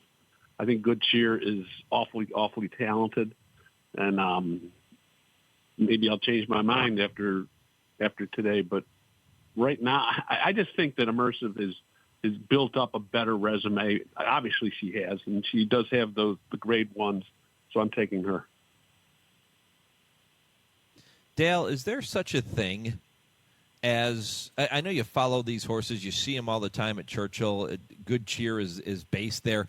Is there such a thing as a horse that becomes a buzz horse around the backside and other trainers start to pay attention to another trainer's horse if they're really good? Oh, there always is, yeah. There's buzz horses every day out there. A lot of them before they ever start. We'll see them breathing and watching, and you get started watching them train, and you know about them before they ever run. And as you all know, a couple of those I've used on our last two competitions were buzz horses that I picked before they ever ran. One of them ended up winning the Belmont for Danny, and the other filly of Phil Bowers has turned out to be a top filly. So, yeah, everybody pays attention. We're all out there standing on the rail every day, and we all love a beautiful racehorse, and one comes by doing something special, they become a buzz. Dale, how'd you do in the last 2 competitions we had? I wasn't going to bring it up, but Timmy was last. That's all I want to say. Well, the thing about that is that I think I'm going to have to start calling you Gloating Man. What a great name for a horse. Now, this would be a good time to tell all the people out there listening that I came on the call between you and Tim, and y'all didn't know I could hear you, and you were trying to change the rules. If we have another competition, I want everybody to have an uprising against that. They're trying to change the rules so they have a chance. Well, the thing is, Gloating Man, is that I think I should get the chance to even the score with you, because I won the first one. People kind of forget about that. That's back when I was drinking, if you remember. Nobody beats a sober Dale Romans. Nobody. Exactly. Right. All I want is the chance. That's all I want is the chance. All right, well, how about this one, guys? On this day in 1989, jockey Kent DeSormo surpassed Chris McCarron's 15-year record for most number of victories in a single season when he rode his 547th winner of the year at Laurel. Also on this day in 1997, Hall of Fame jockey Edgar Prado became the fourth jockey in history to ride 500 winners in a single year. So kudos to all of those Hall of Famers. So I ask you, if you could bring back just one of those three Hall of Famers in their prime, who would you rather have, DeSormo, McCarron, or Prado? Dale? There's no way in hell I'd answer that question. They're three good friends of mine. Like I was texting yesterday with Edgar. I talked to Kent on a regular basis. He rode 4 derbies for me. 3 special jockeys, and I'm not. You're not going to make me. It's like telling me which one of my kids I like the best. And even though everybody knows it's Bailey, but I would never say it one of these jockeys I like better than the other. I'll tell you a couple of quick stories. Kent rode a bunch of derbies for me and won a lot of races for me. Edgar won my first 2 grade ones I ever won, the Whitney and the Secretariat, with a week apart. Edgar's a good friend. I see him all the time, and we hang out together in Florida. And Chris only rode 1 horse for me in a recognized race, and it was Be a Valentine in a stake at Monmouth Park. It might have been one of the prettiest rides that anybody ever put on a horse. But Chris had retired, and I was training a lot of horses for Ken Ramsey, and they have an exhibition race at the horse park every year. I forget what they call it. And Ken Ramsey always likes to go over there and win that exhibition race. So we sent a horse over. Chris came out of retirement and rode that horse in the exhibition race and won that one. So really, we're 2 for 2 together. So you're not giving an answer? I'm not giving an answer here. They're all 3 great riders and 3 good friends. So I'll leave it up to you. Well, there's no wrong answer for sure. I mean, they ranked 8th, 9th, and 10th in wins, career wins, and Kent's still riding. But if you had to take one, I mean, just looking up the tale of the tapes, by going by the big races, I mean, DeSormo has 7 Triple Crown wins and 6 Breeders' Cup wins. Chris has 6 Triple Crown wins and 9 Breeders' Cup wins, and Edgar has 3 Triple Crown wins and 5 Breeders' Cup wins. So based on that, I'm going to take Chris McCarron. I always thought he was a big race rider, classy individual, great talent, great hands, and he was in Seabiscuit. I'm taking him. There's, like you said, there's no wrong answer. No. I think, it's public knowledge that Kent DeSormo has had to overcome his fair share of demons. I think that if Kent had been able to stay on the same track he was on early in his career, we may be talking about Kent DeSormo as the leading jockey of all time, because his talent level was unsurpassed. Do you guys agree with me there? He's one of the few jockeys I thought all the time. I rode him so much that could take the 3rd best horse and dictate the outcome of the race. And of the 3, he probably rode the most horses for me, so I've probably seen him ride a lot more. There's no doubt. I've only seen a few jockeys. Pat Day was one of them, Angel Cordero. Watching him, I never got to ride him, but there's only been a handful of jockeys in my time in horse racing that I thought truly dictated the race, what was going on. And they came in so well prepared. He'd come in the paddock and he would know everything that's going to go on in the race before he ever got on the back of the horse. Being prepared is how much, that's just a huge key, and probably makes the trainer be more at ease, eh? It does. And a lot of jockeys do that. And I think more now than they even used to before, because they go watch videos, and I hardly have a jock come in the paddock, and I try to tell him something the first time he's ridden. He said, I know, I've already watched all the races. So they do come in well prepared. But Pat Day used to keep a notebook in his locker room in the jock's room, and he would go back after every race and make notes on the horse that he rode. So the next time he rode it, he would look it up and see what he had written down in case he forgot.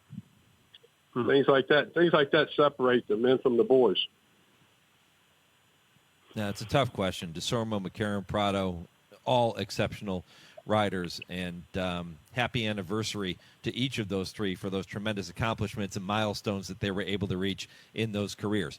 All right, time now to wrap up the show as we do every week with Dale and Tim giving us their final point of the week. And Timmy, as always, let's begin with you, my friend. I'm kind of really intrigued by the possibility that Mystic Dan, we're going to see him run one more time this year in the Malibu out in California the day after Christmas. He's had 5 works since leaving Saratoga. He's down at the fairgrounds now. And it would be kind of cool to see the Derby winner make one last start for this year to see where he's at. He won't win the Eclipse, but just the fact that we have the Derby winner back possibly running before the year's out it'd be a nice Christmas present for the horse racing fans. That would be pretty cool. I'm going to say Louis Machado did it again at Churchill Downs. I can't believe we didn't talk about it on the show. But he got the posing at the wire and got nailed. I defended him the first time, can't defend him the second time. And I want to tell these jockeys at Churchill, quit looking up the big screen TV and watching yourself finish. Ride to the 7/8 pole. Boom. Mic drop moment there from Dale Romans. Guys, by the way, before I let you go, it is the Cincinnati Reds who have more World Series titles than the Cleveland Indians. The Indians have won a couple, but the Reds have won 5, and they are the most recent Ohio team to have won the World Series. 1990 is when they pulled off that feat. So there you go. Long time. Long time ago. Yep, long time ago. Guys, enjoy the races this weekend. Dale, good luck with all the horses you got going. Timmy, good luck with all the horses you're going to be taking a look at this weekend too, my friend.